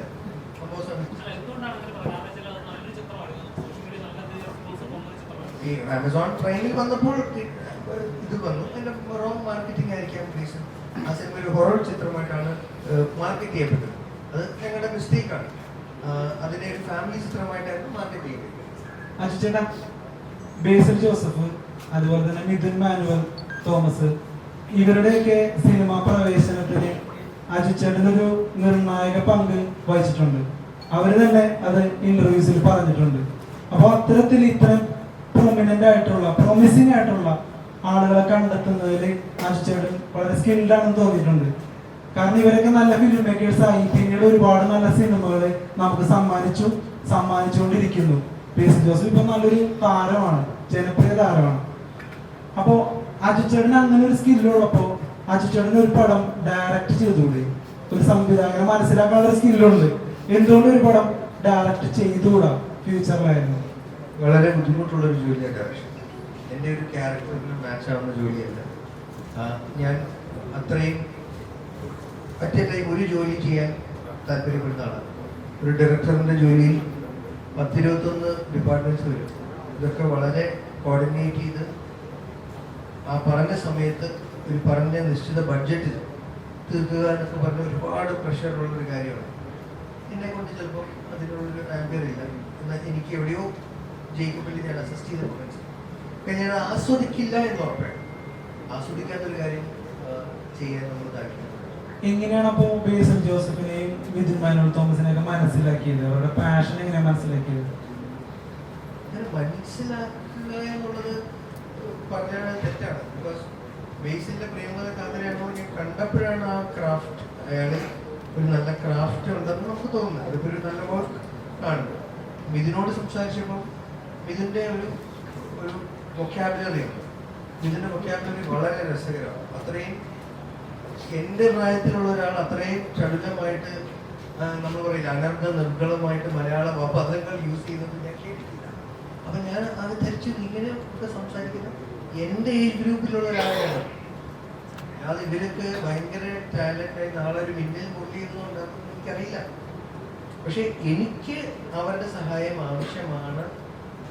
അവരെ കൊണ്ട് എനിക്ക് സഹായം കിട്ടും, അല്ലെങ്കിൽ എനിക്കൊരു ലേണിംഗ് കിട്ടുന്നുള്ള യെസ് എൻ്റെ ആവശ്യം നടക്കുന്നുള്ളതായിരുന്നു. ഞാൻ അവരിലോട്ട് പോയതാണ്.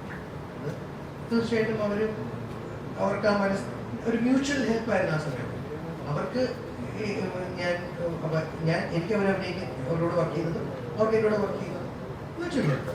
അത് ഗ്രോയിങ് അപ്പാണ്. നമ്മൾ അപ്പുറത്ത് ഒരു പെൻസിൽ ഒടിഞ്ഞു പോയാൽ തൊട്ടപ്പുറത്ത് കൂട്ടായിട്ട് വാങ്ങി എഴുതില്ലേ.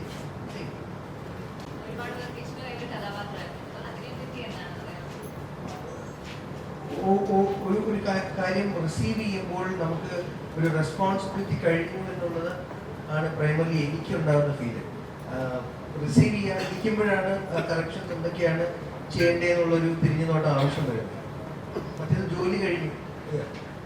പിന്നെ പപ്പൻ എന്ന് പറയുന്ന കഥാപാത്രം അതും 2023 ഷൂട്ട് ചെയ്തതാണ്. ഞാനൊരു 10 മിനിറ്റാണ് കേട്ടത് എന്താണ് പപ്പൻ എന്നുള്ളത്. വിഷ്ണുവിൻ്റെ സുഹൃത്താണ്, നീരജാണ് ഹീറോ, എം രഞ്ജിത്തേട്ടനാണ് പ്രൊഡ്യൂസ് ചെയ്യുന്നത്. 2 കൺട്രീസ് എനിക്ക് ഇങ്ങോട്ട് വിളിച്ചു തന്ന ആളാണ്. ഒരു രീതിയിൽ ഞാൻ അഭിശ്വസിക്കേണ്ട ടീമല്ല. 10 മിനിറ്റ് പപ്പനെ കുറിച്ച് പറഞ്ഞപ്പോൾ തന്നെ ഞാൻ വിഷ്ണുവോട് പറഞ്ഞ ഉത്തരം ഇതാണ്: ഒരു 10-20 വർഷം അല്ലെങ്കിൽ 10 വർഷത്തിന് മേലെ പോകണമെന്ന് തന്നെ ഡൗട്ടാണ്. അതിൽപ്പെട്ട ഒരു 20 ശേഷം ഇവിടുന്ന് തന്നെ കാലഹരണപ്പെട്ട് പോകാൻ ചാൻസ് ഉള്ള ഒരു സ്പീഷീസാണ് പപ്പൻ.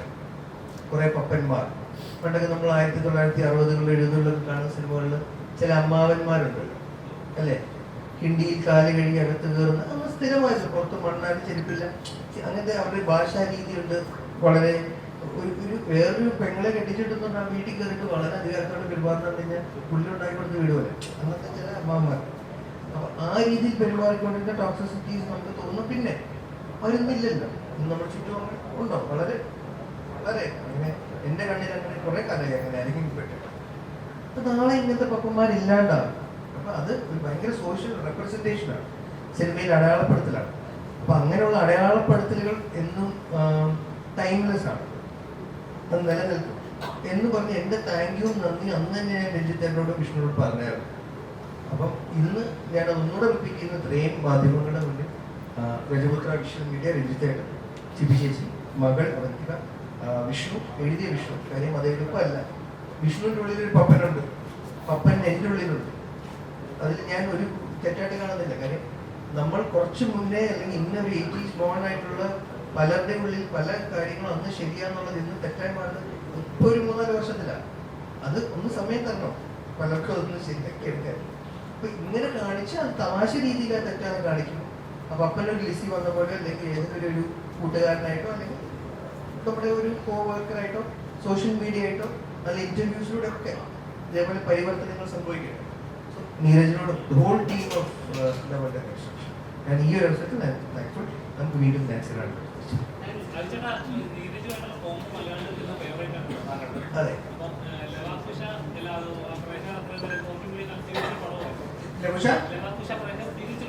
അതെ, അങ്ങനെയുള്ള ആവറേജ് ആയിരുന്നു. അതിന്റെ പ്രൊഡ്യൂസർ ഒന്നുമില്ല. ലവകുശയെ കുറിച്ച് പറയുമ്പോൾ ഞാൻ ഇപ്പോൾ ഈ അവസരത്തിൽ പറയേണ്ട കാര്യം ബേസിക്കായിരുന്നു. ബിക്കോസ് ഞാൻ ആദ്യമായിട്ട് ഒരൊറ്റ ഫോൺ കോളിൽ മലയാളത്തിൽ മെയിൻ സ്ട്രീം പ്രൊഡ്യൂസേഴ്സിൻ്റെ ഒരാളാണ്. ഓക്കെ, അല്ലെങ്കിൽ വർഷങ്ങളായിട്ട് കൺട്രോളറായിട്ട് അല്ലേ വളരെ സീനിയർ ആയിട്ട് തോന്നുന്ന ഒരു വ്യക്തിയാണെന്ന്. ജെയ്സന്റെ ഒരു സിനിമ പ്രൊഡ്യൂസ് ചെയ്യാൻ തിരിച്ച് ജെയ്സന്റെ ചെയ്യാന്നുള്ള ഒരൊറ്റ ഇത്ര എളുപ്പത്തിലുള്ള പ്രോജക്റ്റ് ഉണ്ടായിരുന്നു എൻ്റെ ലൈഫിൽ. അതായിരുന്നു ലവകുശ. അതുകൊണ്ട് തന്നെ അത് വളരെ ഫേവറേറ്റാണ് എനിക്കും നീരജിനും. അല്ലാതെ തന്നെ പല റീസൺ കൂടി. അതുകൊണ്ട് എനിക്ക് കുറച്ചും കൂടി ചേട്ടൻ്റെ ഫാമിലി, ചേച്ചിയാണെങ്കിലും മോള് പുണ്യ, അവരൊക്കെ നമുക്ക് ഭയങ്കര ഇത്രയും പേര് ഇത്രയും വർഷം കഴിഞ്ഞ് പറയുകയാണെങ്കിൽ അത്രയും അദ്ദേഹം ആ സെറ്റിൽ അവരോട് ഇടപെട്ടില്ല. ആ സിനിമയ്ക്ക് സെക്കൻഡ് പാർട്ട് ഉണ്ടാവണമെന്ന് ആഗ്രഹമുണ്ട്. നീരജിന് ഭയങ്കര ആഗ്രഹമുണ്ട്. നീരജിനോട് വർക്ക് ചെയ്യണമെന്ന് എനിക്ക് ആഗ്രഹമുണ്ട്. ചിലപ്പോൾ സാധ്യത, കാര്യം അവൻ അതിനെക്കുറിച്ച് സീരിയസ് ആയിട്ട് ചിന്തിക്കുന്നു. ഞാൻ രക്ഷപ്പെട്ടു.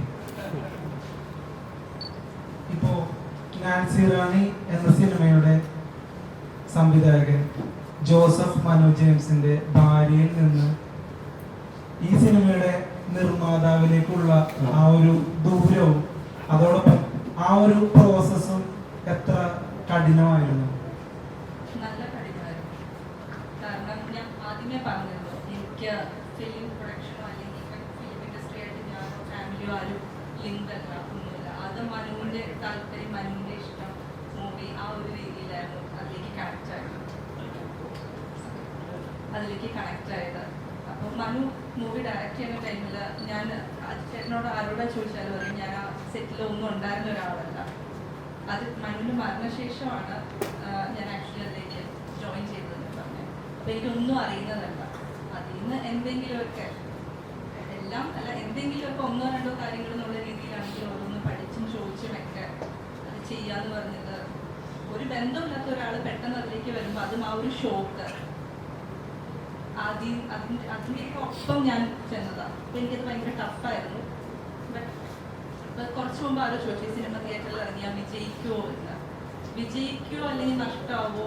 എന്നെ സംബന്ധിച്ചിട്ട് മരിച്ചത് എൻ്റെ ഭർത്താവാണ്. ഈ മൂവിക്ക് ഡയറക്ടർ ആയിട്ടുണ്ട്, പേഴ്സണലി നോക്കി എൻ്റെ ഭർത്താവാണ്. എന്നെ സംബന്ധിച്ച് എൻ്റെ ഹസ്ബൻഡിൻ്റെ ഡ്രീമാണത്. അതാണ് എനിക്ക് അദ്ദേഹത്തിന് ആ മൂവി പുറത്തേക്ക് വരണം എന്നുണ്ട്. അതിന് വേണ്ടിയിട്ടാണ് ഞാൻ ഇത്രയും ഓടിയത്. അതിന് വേണ്ടിയിട്ട് ഇപ്പോഴും ശ്രമിക്കുന്നത്, ഇപ്പോഴും ഇവരെല്ലാവരും സപ്പോർട്ട് ചെയ്യുന്നത്. അപ്പോൾ ആ യാത്ര ഒട്ടും സിമ്പിൾ അല്ലായിരിക്കുമെന്ന് മേബി ഊഹിക്കുമ്പോൾ മനസ്സിലാക്കുന്നത്. കാരണം ആ ഒരു സങ്കടവും വിഷമവും അവിടെ കിടക്കുന്നു, അതിൻ്റെ ഒപ്പം ഈ മൂവിയുടെ ടെൻഷനും ഇതും എല്ലാം ഇപ്പുറത്ത് കിടക്കുന്നത്. എല്ലാം ബാലൻസ് ചെയ്ത് പോകുകയെന്ന് പറഞ്ഞാൽ ജോലിക്ക് ഈ ഒരു പ്രോസസ്സിൽ ഏറ്റവും ഇൻസ്പിറേഷൻ ആയിട്ട് വന്ന ഒരു ഘടകം എന്നാണ്. അതായത് ഇപ്പോൾ എങ്ങനെയൊക്കെ വന്നാലും ഈ സിനിമ റിലീസ് ചെയ്യും, എന്തൊക്കെ സംഭവിച്ചാലും ഇപ്പോൾ പറഞ്ഞില്ലേ പല പ്രമുഖ താരങ്ങളുടെ വിട്ടുവീഴ്ച കാരണം പോലും നമുക്കറിയില്ല. അപ്പൊ ഇത്രയൊക്കെ പ്രതിസന്ധികൾ ഉണ്ടായിട്ടും ഈ സിനിമ വിടില്ല എന്നുള്ള ഇൻസ്പിറേഷൻ ഹസ്ബൻഡ് തന്നെയാണ്. അതെ, അദ്ദേഹത്തിന്റെ സ്വപ്നമാണിത്. സ്വപ്നം സിനിമ റിലീസ് ചെയ്യാന്നുള്ളതാണ്. എന്നെ സംബന്ധിച്ചിട്ട് ഞാൻ അതിനു വേണ്ടിയിട്ടാണ് നിൽക്കുന്നത്. അപ്പൊ ആ ഒരു ഇപ്പൊ നമ്മൾക്ക് ഒരു അടുപ്പുള്ള ഒരാളുടെ സ്വപ്നം നമ്മൾക്ക് എന്തായാലും നടത്തി കൊടുക്കണം എന്നായിരിക്കുമല്ലോ ബേസിക്കലി ആഗ്രഹം ഉണ്ടാവും. അപ്പൊ എനിക്ക് അത്രയും പ്രിയപ്പെട്ട ഒരാളുടെ സ്വപ്നം പുറത്തേക്ക് കൊണ്ടുവരാനുള്ളതാണല്ലോ എന്റെയും ലക്ഷ്യമുള്ളത്. അതിന് വേണ്ടിയിട്ടുള്ള ഒരു യാത്രയായിരുന്നു സത്യത്തിൽ. All the best. ഇവിടെ താങ്കൾ പ്രൊഡക്ഷൻ ഉണ്ടായിരുന്നു.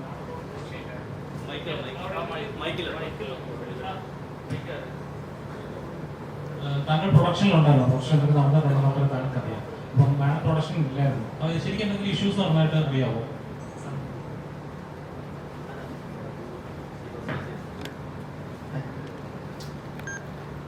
ഞാനതിൻ്റെ ചീഫ് അസോസിയേറ്റ് ഡയറക്ടർ എഡിറ്ററാണ് അമിത്. ഈ മാഡം പ്രൊഡക്ഷൻ ഇല്ലായിരുന്നു. അപ്പോൾ താങ്കൾ ഫുൾ ടൈം പ്രൊഡക്ഷൻ ഉണ്ടായിരുന്നു. സെറ്റിൽ എന്തെങ്കിലും ഇഷ്യൂസ് ഉണ്ടായതുകൊണ്ടാണോ? അല്ല, അങ്ങനല്ല. ഈ ഫിലിം സ്റ്റാർട്ട് ചെയ്യുമ്പോൾ വളരെ കൊച്ചു ചിത്രമായിരുന്നു. അയച്ചേട്ടൻ, ശ്രീനിവാസൻ സാറ്, ലാൽ സാർ, 2-3 കഥാപാത്രങ്ങൾ മാത്രമുണ്ടായിരുന്നു. അങ്ങനെ പോയി കോവിഡ് വന്നു. ആ ഒരു ക്രൈസിസിൽ നിന്ന് മെയിനുണ്ടായിരുന്ന കുറച്ച് പേര് ഫണ്ട് ചെയ്തൊരു ബാക്ക് ഓഫ് ചെയ്തു. ആ ടൈമിൽ കോവിഡ് ആയതുകൊണ്ട് ഫിലിം ഭയങ്കര പ്രതിസന്ധി ആയിരുന്നല്ലോ. അങ്ങനെ സാറ് തീരുമാനിച്ചു, നാൻസി റാണി അങ്ങനെ ഒതുങ്ങി പോകരുത്, സാറ് ഇരുന്ന് എഴുത്താണ് സാറിൻ്റെ ഏറ്റവും വലിയ ശക്തി. ഞങ്ങൾക്ക് അറിയാം. ഈ നാൻസി റാണി വരെ സാറിൻ്റെ വളരെ കൊച്ചു ചിത്രമാണ്. ഒരുപാട് വലിയ വലിയ കഥകളും അടിപൊളി ഒരു മനുഷ്യനായിരുന്നു. ഞങ്ങൾക്ക് ഭയങ്കര നഷ്ടമാണ്. അപ്പോൾ സാറ് ആ ഒരു കോവിഡ് ടൈമിൽ ഇരുന്ന് എഴുതി വലുതാക്കി.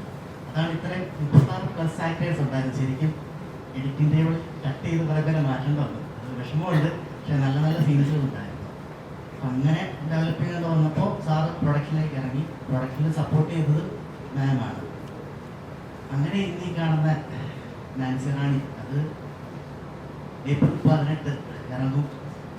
എൻ്റെ ഒരു അഭിപ്രായത്തിൽ നല്ലൊരു സിനിമയായിരിക്കും അത്. ഇത്രയും വർഷം ഡിലേ ആയതുകൊണ്ട് അത് തീരെ ഒരു മോശമായിരിക്കത്തില്ല.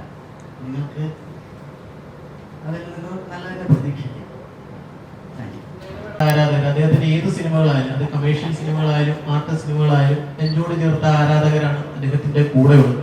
ഇപ്പം വാലുവിന്റെ ഡയറക്ടറായാൽ പോലും സിനിമ ഇറങ്ങിയതിനു ശേഷം അദ്ദേഹം പറഞ്ഞത് മമ്മൂക്കയുടെ എല്ലാ സിനിമകളെയും, ഏത് തരത്തിലുള്ള സിനിമകളെയും, മമ്മൂക്കയുടെ എല്ലാ പരീക്ഷണങ്ങളെയും ചേർത്ത് കിടത്തുന്ന ആരാധക കൂട്ടമാണ് അദ്ദേഹത്തിനുള്ളത്. ആ ഫാൻസ് അദ്ദേഹത്തിന്റെ ഒരു പവറാണ് എന്നുള്ള രീതിയിൽ. ഇപ്പം ഏപ്രിൽ 10-ാം തീയതി അദ്ദേഹത്തിന്റെ ബസൂക്ക എന്ന് പറയുന്ന മലയാളി പ്രേക്ഷകർ അത്രയും കാത്തിരിക്കുന്ന ഒരു സിനിമ റിലീസ് ആകാനായിട്ടിരിക്കുകയാണ്. ഇപ്പൊ ഈ സിനിമ വരുന്നത് ആ സിനിമ റിലീസ് ആയതിനു ശേഷം അടുത്ത ആഴ്ചയിലേക്കാണ്. അപ്പം നല്ല സിനിമകളെ എന്നും നെഞ്ചോട് തീർത്ത ഒരു ആരാധക കൂട്ടമാണ് മമ്മൂക്കയുടേത്. അപ്പം ഏപ്രിൽ 10-ാം തീയതി ബസൂക്ക വരുന്ന ഒരു സാഹചര്യത്തിൽ അതിന്റെ നെക്സ്റ്റ് വീക്കിലാണ് നമ്മുടെ ഈ സിനിമ വരുന്നത്. അപ്പം എത്രത്തോളം മമ്മൂക്ക ആരാധകരെ ഈ തിയേറ്ററിലേക്ക് ആകർഷിക്കാൻ കഴിയും എന്ന് തോന്നുന്നുണ്ട്? മമ്മൂക്ക ആരാധകർക്ക് ആഘോഷിക്കാനുള്ള വക ഈ സിനിമയിലും ഒരുക്കിയിട്ടുണ്ടോ? അതിനെപ്പറ്റി എന്താണ്? തീർച്ചയായിട്ടും സിനിമയിൽ ഒരുക്കിയിട്ടുണ്ട്. ഇപ്പൊ നല്ല സിനിമകളെ മമ്മൂക്ക ഫാൻസ് എപ്പോഴും നെഞ്ചോട് ചേർത്ത് തന്നിട്ടുണ്ട്. അതേ രീതിയിൽ തന്നെ ഇതൊരു നല്ല മികച്ച സിനിമയായിട്ട് ആസ് എ പ്രൊഡ്യൂസർ ഞാൻ പറയുന്നു. ഇതിൽ അഭിനയിച്ചവരാണെങ്കിലും അത് തന്നെ പറയും എന്നാണ് എൻ്റെ വിശ്വാസം. തീർച്ചയായിട്ടും ഇത് ജനങ്ങൾ എന്തായാലും അല്ലെങ്കിൽ ഫാൻസ് എന്തായാലും ഏറ്റെടുക്കുന്ന ഒരു മൂവിയായിട്ട് തന്നെ പറയാം. കാരണം എനിക്ക് തോന്നുന്നു 2023 സെപ്റ്റംബർ 7 സോങ് ഇറക്കിയിരുന്നു. അതും അത്യാവശ്യം നല്ല റീച്ച് ഉണ്ടായിരുന്നു. എല്ലാവരും ഏറ്റെടുത്ത ഒരു സോങ് തന്നെയായിരുന്നു. ഇതും സിനിമയും അതേപോലെ തന്നെയാണ്. റിയലിസ്റ്റിക് അഭിനയമാണ് കാഴ്ചവെച്ചത്. ഒട്ടനവധി ചിത്രങ്ങൾ ചെയ്തിട്ടുണ്ട് വൈവിധ്യമാർന്ന കാഴ്ചകൾ.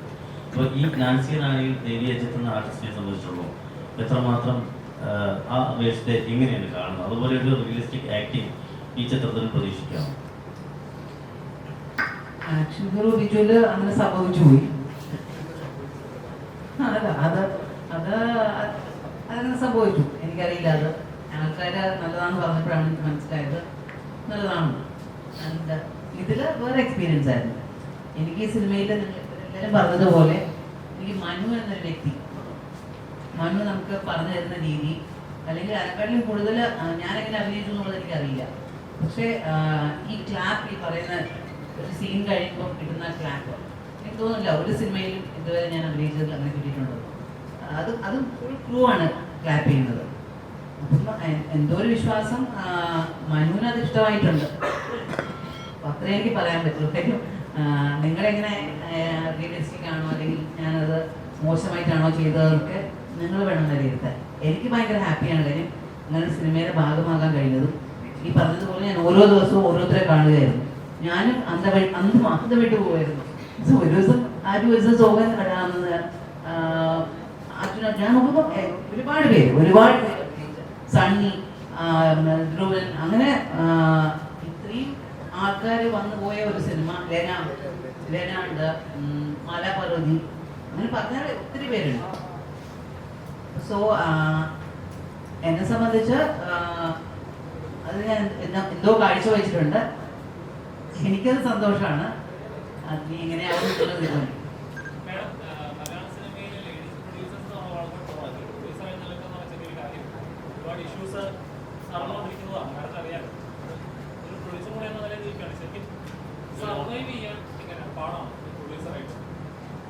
ഞാൻ ഒരു സിനിമ അജിത്തിന്റെ കൂടെ ഒരു സിനിമ പ്രൊഡ്യൂസ് ചെയ്തിട്ടുള്ളൂ.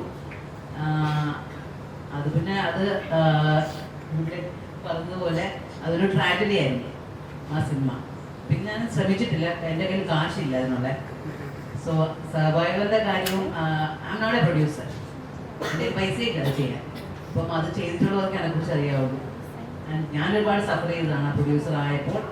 അത് തിയേറ്ററിലേക്ക് എത്തിക്കാനും അത് ആൾക്കാർ അക്സെപ്റ്റ് ചെയ്തില്ല. നമ്മൾ വിചാരിച്ചത്രയും നമുക്ക് കാശ് തിരിച്ച് കിട്ടിയില്ല. ഒരുപാട് കാശ് കയ്യിൽ നിന്ന് പോയി, ആള് പോയി. സോ അതുകൊണ്ട് അങ്ങനെ റിസ്ക് എടുക്കാനും അതിനെക്കുറിച്ച് സംസാരിക്കാൻ എനിക്ക് അറിയില്ല. എനിക്ക് ആകെ അറിയാവുന്നത് ഇതുപോലെ ഒരു സിനിമ ഫുള്ളായിട്ട് ഞാൻ കേട്ടിട്ടുള്ള ഒരു ഒറ്റ സിനിമയാണ്. അതല്ലാതെ ഞാൻ എൻ്റെ ക്യാരക്ടർ പറയും, ഞാൻ പോയി ചെയ്യും. അതിൽ കൂടുതൽ വേറെ ഒന്നും എനിക്കറിയില്ല സിനിമയെക്കുറിച്ച്.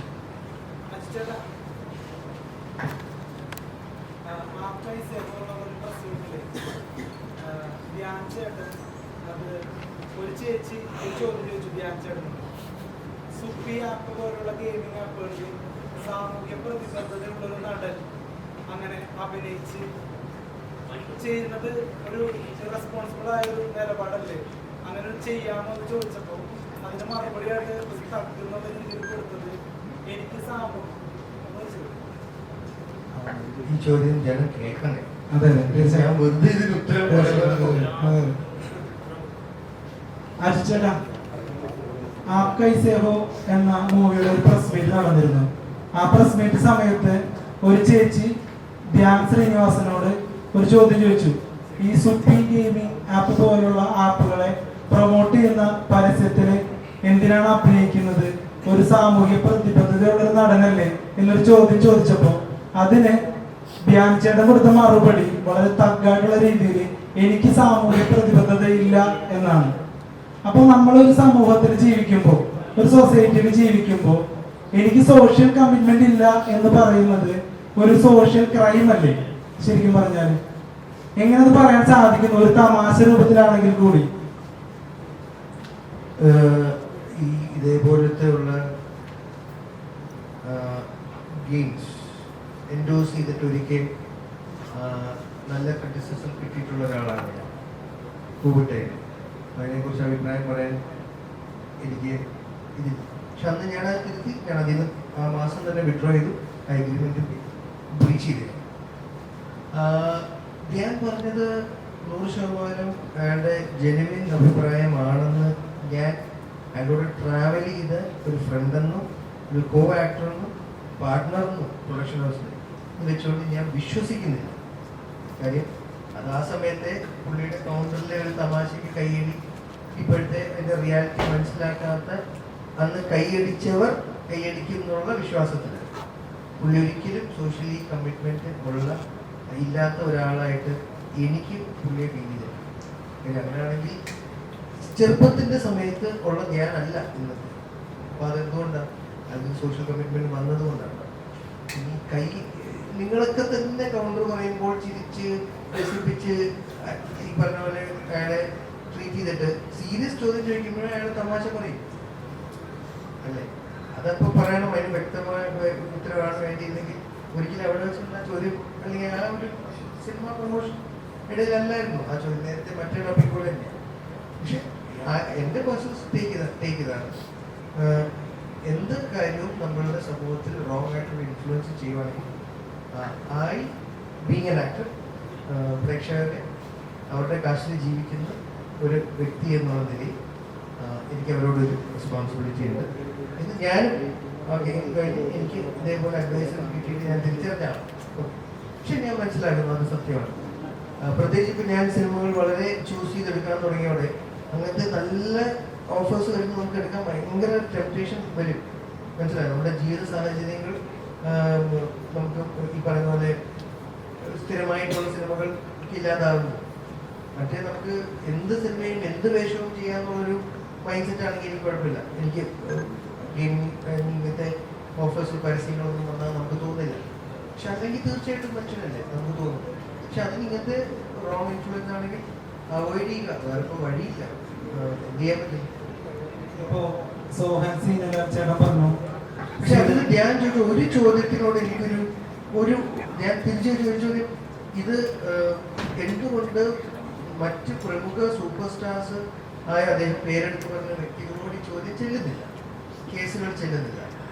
അപ്പൊ എൻ്റെ കൂടെ അന്ന് ഞാൻ അതേപോലെ ഒരു ഇതില് പാർട്ടിസിപ്പേറ്റ് ചെയ്തപ്പം ഞാൻ ആക്ച്വലി ഭയങ്കര ഇച്ചിരി സന്തോഷിക്കുന്ന കാര്യം, വിരാട് കോഹ്ലിയും തമ്മനെയും ഞാനുമായിരുന്നു ആ കേസിലെ പ്രതികൾ. അപ്പൊ അത് ഞാൻ ഇച്ചിരി കൊള്ളാം, വിരാട് കോഹ്ലിക്ക് പിന്നെ അറിയാലോ എന്നുള്ളൊരു തോന്നലുണ്ട്. പറയാലോ എവിടെയെങ്കിലും കണ്ട നമ്മളൊരു കേസിലെ പ്രതികളായിരുന്നു. അപ്പൊ പക്ഷെ അവർക്ക് എന്തുകൊണ്ടാ പ്രിവിലേജ് അല്ലേ? അപ്പൊ ധ്യാൻ ശ്രീനിവാസനെ ക്രിട്ടിസൈസ് ചെയ്യുമ്പോൾ അല്ലെങ്കിൽ അത് ചെയ്യുന്ന ആർക്കും ഇതിവിടെ പെർമിസിബിൾ ആണ്. ഈ രണ്ടും ആ ഡബിൾ സ്റ്റാൻഡേർഡ് മാറ്റണം. അല്ലാതെ സിഗരറ്റ് ഇവിടെ വിൽക്കാം, മദ്യം ഇവിടെ വിൽക്കാം, അത് മരിച്ചു പോകുമ്പോൾ നമുക്കറിയാം, ചെയ്താൽ ശരീരത്തിന് നല്ലതറിയാം, അതിൻ്റെ പുറത്ത് എഴുതി വെച്ചിട്ടുണ്ട്. പക്ഷെ അതിൽ നിന്നുള്ള വരുമാനം വേണം, അത് ചെയ്യുന്നത് തെറ്റ്. അതെന്താ പറയുക, അത് ഭയങ്കര നേർരേഖയാണ്. എനിക്കൊന്ന് സോഹൻ ചേട്ടൻ അതിനെ കുറിച്ച് അതായത് നമ്മുടെ നാട്ടിൽ ഇപ്പൊ കുറച്ചാൾ മുമ്പ് എനിക്കും അറിയില്ല ഇതിനെ കുറിച്ച്. അജിച്ചേട്ടാ, ഇപ്പൊ ഷാറുഖ് ഖാനെയോ വിരാട് കോഹ്ലിയോ നമുക്ക് ഇതുപോലെ ചോദ്യം ചെയ്യാൻ കിട്ടാറില്ല, അതൊന്നാമത്തെ കാര്യം. പിന്നെ മറ്റൊരു കാര്യം എന്ന് വെച്ച് കഴിഞ്ഞാൽ മമ്മൂക്കെതിരെ അതെ അതെ മാത്രമല്ല എൻ്റെ ഒരു ഡൗട്ട് ഇല്ല. അതുകൊണ്ട് മാത്രമല്ല അവർക്കൊക്കെ അവരുടെ PR ടീമും അഡ്വക്കേറ്റ്സും ഏജൻസീസും ഇതിൻ്റെയൊക്കെ എല്ലാ നിയമവശങ്ങളും ചെക്ക് ചെയ്തിട്ടാണ് ഇതൊക്കെ അവർ പാർട്ടിസിപ്പേറ്റ് ചെയ്യുന്നത്. ഇപ്പൊ ഇന്ത്യൻ നിയമം ഇതിനെ സപ്പോർട്ട് ചെയ്യുന്നുണ്ടപ്പോൾ അപ്പോൾ ഒരു പൗരൻ എന്നുള്ള നിലയിൽ അത് ചെയ്യൂടെ എന്ന് തോന്നിപ്പോകും. അപ്പോഴാണ് താങ്കൾ പറഞ്ഞത് സമൂഹത്തിനോടുള്ള കമ്മിറ്റ്മെന്റ്. യെസ്, അതൊരാൾ പേഴ്സണൽ ടേക്കാണ്. അത് തെറ്റി പറ്റിയിട്ടുണ്ടെന്ന് തോന്നിയാൽ അത് ലെറ്റ് ഇറ്റ് കറക്റ്റ്. ഞാൻ അങ്ങനെ ഒരിക്കൽ ചെയ്തു, അത് തെറ്റാണ് ചൂണ്ടിക്കാണിച്ച സമയത്ത് കറക്റ്റ്. തെറ്റ് ചെയ്യാത്തവരായിട്ടുള്ള എല്ലാവരും ടു മേക്ക് മിസ്റ്റേക്സ്. അതിൽ അല്ലെങ്കിൽ മനുഷ്യനല്ല, അതുകൊണ്ട് ഭയങ്കര നമ്മൾ ക്രിട്ടിസൈസ് ചെയ്യേണ്ട കാര്യമില്ല. അന്ന് അയാൾക്ക് ഒരു എറർ പറ്റിയ ഉത്തരം പറഞ്ഞു, അടുത്തവരെ നമ്മൾ ചിന്തിച്ചതാണ്. അത് പുള്ളിക്ക് തെറ്റാണെന്ന് തോന്നിയിട്ടെന്ന് എനിക്കറിയാം. എനിക്കൊരു കറക്ഷൻ വേണം. ഇത് എനിക്ക് എൻ്റെ വേർഷനാണ് കേട്ടോ, അതായത് പ്രശ്നമില്ല. പുള്ളിക്ക് ഇത് തെറ്റാണോ തോന്നിയോ എനിക്കറിയില്ല. ഞാൻ വേണ്ടി അഡ്വക്കേറ്റ് ചെയ്യുന്ന പറഞ്ഞു അതിൽ തന്നെ അതിൽ പറയുന്നുണ്ട് അല്ലേ? ഓക്കെ, ആ ചേട്ടനോട് ചോദ്യം ചോദിക്കാൻ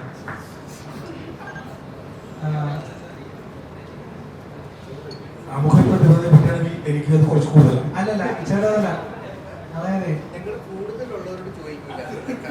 ഇപ്പോ ചേട്ടൻ പറഞ്ഞു സിനിമകള് കണ്ടിട്ടാണ് ഒരു മനുഷ്യൻ ഇങ്ങനെയൊക്കെ ചെയ്യുന്നതെന്ന് വിശ്വസിക്കുന്നില്ല എന്നുള്ളത്. അപ്പോ മനുഷ്യനെ ഇൻഫ്ലുവൻസ് ചെയ്യാൻ പറ്റാത്ത ഒരു മാധ്യമമാണ് സിനിമ എന്നാണോ അതിന്റെ അർത്ഥം? മനുഷ്യനെ ഏറ്റവും കൂടുതൽ ഇന്ന് ഇൻഫ്ലുവൻസ് ചെയ്യാൻ സാധിക്കുന്ന ഒരു മീഡിയയാണ് സിനിമ. പക്ഷേ നമ്മളെല്ലാവരും ഈ സിനിമ കണ്ടതാണ്. എത്രയോ ലക്ഷക്കണക്കിന് പ്രേക്ഷകര് ഈ സിനിമ കണ്ടതാണ്. ഇൻഫ്ലുവൻസ് ചെയ്യുക എന്ന് പറയുന്നത് ഇത്തരം ബ്രൂട്ടലായിട്ടുള്ള കാര്യങ്ങൾ ചെയ്യാൻ നമ്മളെല്ലാവരെയും അത് ഇൻഫ്ലുവൻസ് ചെയ്തിട്ടില്ല. അത് ഒന്നോ രണ്ടോ വ്യക്തികളിൽ അതിനുള്ള ഒരു ഇൻഫ്ലുവൻസ് ഉണ്ടായെങ്കിൽ അവരുടെ ഒരു മെന്റൽ സ്റ്റാറ്റസ് കൂടി നമ്മൾ പരിശോധിക്കണമെന്ന് ഞാൻ പറയും. കാരണം ഇന്നത്തെ കാലഘട്ടം കൂടി അതായത് വയലൻസ് സിനിമകളെ ആഘോഷിക്കപ്പെടുന്ന ഒരു കാലഘട്ടമാണ്. കുറച്ചു നാൾ മുമ്പ്, വർഷങ്ങൾക്ക് മുമ്പ് പൃഥ്വിരാജിന്റെ വയലൻസ് എന്ന് പേരിട്ടൊരു സിനിമ ഇവിടെ ഫ്ലോപ്പായ നാടാണിത്. സ്റ്റോപ്പ് വയലൻസ് എന്ന് പേരിട്ടൊരു സിനിമയിൽ പൃഥ്വിരാജ് ഭയങ്കര നെഗറ്റീവ് ക്യാരക്ടറാണ്. പക്ഷെ ആ സിനിമ അന്നത്തെ കാലത്ത് കേരളത്തിൽ ഫ്ലോപ്പായിരുന്നു. പക്ഷെ അതേ ഒരു രൂപത്തിലുള്ള സിനിമകൾ ഇന്നത്തെ കാലത്ത് വന്നാൽ ഹിറ്റ് ആവുന്നു. അന്ന് നന്മയുള്ള സിനിമകൾ ഓടിയിരുന്നു. ഇപ്പൊ ജനപ്രിയൻ, വിനോദയാത്ര, സത്യനന്ദിക്കാടിന്റെ സിനിമകൾ. ഇന്ന് അതേ ആളുകളുടെ നന്മയുള്ള സിനിമകൾ ഓടുന്നില്ല, മറിച്ച് വയലൻസ് സിനിമകൾ ഓടുന്ന ഒരു കാലഘട്ടമാണ്. അപ്പൊ ആ കാലഘട്ടത്തിൽ കുറച്ചും കൂടി ശ്രദ്ധിക്കേണ്ടതല്ലേ സിനിമാക്കാര്? അതിനോട് എനിക്ക് 1% പോലും യോജിപ്പില്ല. ഇപ്പോ സൂക്ഷ്മദർശിനി എന്ന് പറയുന്ന സിനിമ വയലൻസ് ഉള്ള സിനിമയല്ല, അത് നന്മയുള്ള സിനിമയാണ്. അതുപോലെ ഒരുപാട് സിനിമ ഞാൻ പേരെടുത്ത് പറയുന്നില്ല. അപ്പൊ മഞ്ഞമ്മൽ ബോയ്സ്, അതൊക്കെ നന്മയുള്ള സിനിമകൾ തന്നെയാണ്, സ്നേഹത്തിന്റെ ത്യാഗത്തിന്റെ സിനിമയാണ്. സിനിമ ഓടുന്നത് സിനിമയില് നന്മയുണ്ടോ വയലൻസ് ആണോ എന്ന് മാത്രം നോക്കിയിട്ടല്ല. സിനിമ മൊത്തത്തിൽ ടോട്ടാലിറ്റി നന്നായിരിക്കണം. അത് നന്മയുടെ രീതിയിൽ വന്നാലും തിന്മയുടെ രീതിയിൽ വന്നാലും ഏത് രീതിയിൽ വന്നാലും നമ്മൾ ആസ്വദിക്കുന്നത്, നമ്മൾക്ക് ആസ്വദിക്കാൻ പറ്റുന്ന രീതിയിൽ ആ സിനിമ നമ്മുടെ മുന്നിലേക്ക് വരണം. അല്ലാതെ ഞാൻ നാളെ പോയിട്ട് കുറെ ആൾക്കാരെ വെട്ടി കൊല്ലുന്ന ഒരു വയലൻസ് സിനിമ ഉണ്ടെങ്കിൽ നിങ്ങളാരും കാണില്ല. ആ സിനിമ നന്നായിരിക്കണം. അപ്പൊ അതാണ്, അങ്ങനെയാണ് കൃത്യമായി സിനിമ സമൂഹത്തിനെ സ്വാധീനിക്കപ്പെടുന്നത്. ഇപ്പോ എന്റെ രാഷ്ട്രീയം പ്രചരിപ്പിക്കാൻ എനിക്ക് സിനിമ ഉണ്ടാക്കാൻ പറ്റില്ല.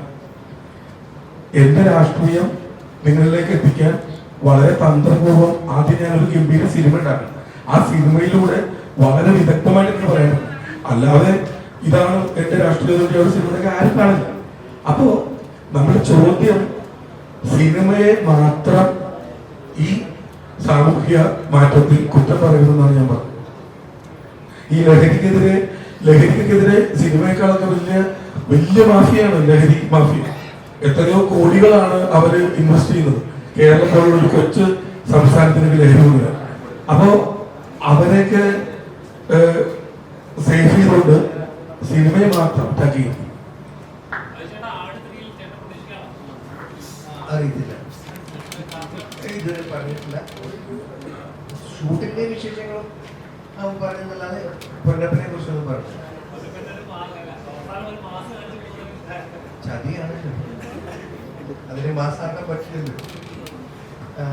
തിരിച്ച് നാൻസി റാണിലോട്ട് തന്നെ വരാം. അതുകൊണ്ടല്ല, നിങ്ങളുടെ സമയല്ലേ? ചോദ്യം ഉണ്ടോ?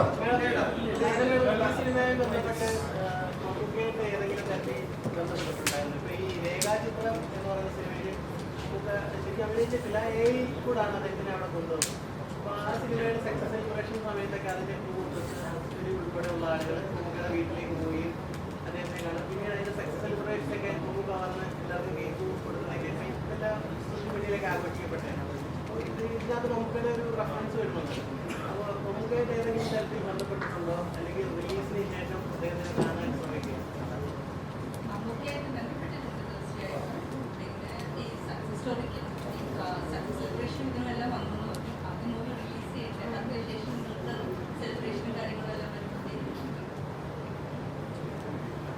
ഈ സിനിമ തിയേറ്ററിൽ എത്തുന്നതാണ് 980 മനുവിനോടൊപ്പം സഹകരിച്ച് ഞങ്ങളുടെ ഓരോരുത്തരുടെയും സന്തോഷം. ബിക്കോസ് മനു ആഗ്രഹിച്ചത് അതാണ്. സോ ആ റിസൾട്ട് അവിടെ സംഭവിക്കുക, റെസ്റ്റ് അല്ല. ഇറക്കാൻ പറ്റുക എന്നുള്ളത് തന്നെയായിരുന്നു ഏറ്റവും വലിയ കാര്യം ഈ സിനിമയെ സംബന്ധിച്ചു. അതിന് ലാലേട്ടൻ സംബന്ധിച്ചു അദ്ദേഹത്തിൻ്റെ കമ്പനി ചെയ്തു തരുന്ന ഈ ഒരു കാര്യം വീണ്ടും നമ്മൾ വളരെ താങ്ക്ഫുള്ളി ഓർക്കുന്നു. എല്ലാ കാര്യങ്ങളും, എല്ലാ ആർട്ടിസ്റ്റും മറ്റേത് ഒക്കെ മാറ്റി നിർത്തി നമുക്ക് ഈ സിനിമയുടെ ഒരു നല്ല റിലീസിനാണ് ഞങ്ങളെല്ലാവരും നോക്കി കാണുന്നത്. ഏപ്രിൽ 18 എന്നുള്ളത് വളരെ മനോഹരമായ ഒരു ഡേറ്റാണ്. ഒരു സിനിമയാണ്, ബ്യൂട്ടിഫുൾ ഫിലിമുമാണ്. അപ്പം ആ ഡേറ്റിന് എല്ലാം മറന്ന് ഈ സിനിമ നല്ലതാണെങ്കിൽ ഗംഭീരമായിട്ട് കൂടെ നിൽക്കി, എന്നാൽ കുഴപ്പങ്ങളുണ്ടെങ്കിൽ അതിനെ റൈറ്റ് രീതിയിൽ ക്രിറ്റിസൈസ് ചെയ്യാൻ ഉള്ള ഒരു ക്ഷമ നാൻസി റാണിയോട് കാണിക്കുന്നത്. Because we are all standing for money and it is dream and vision. Thank U.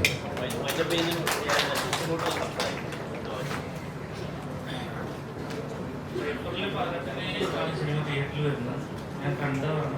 നല്ല സിനിമയാണ്, നല്ല എന്റർടൈനറാണ്. പരമാവധി സിനിമയെ നിങ്ങൾ എല്ലാവരും സപ്പോർട്ട് ചെയ്യണം, ഇതിനെ വിജയിപ്പിക്കണം.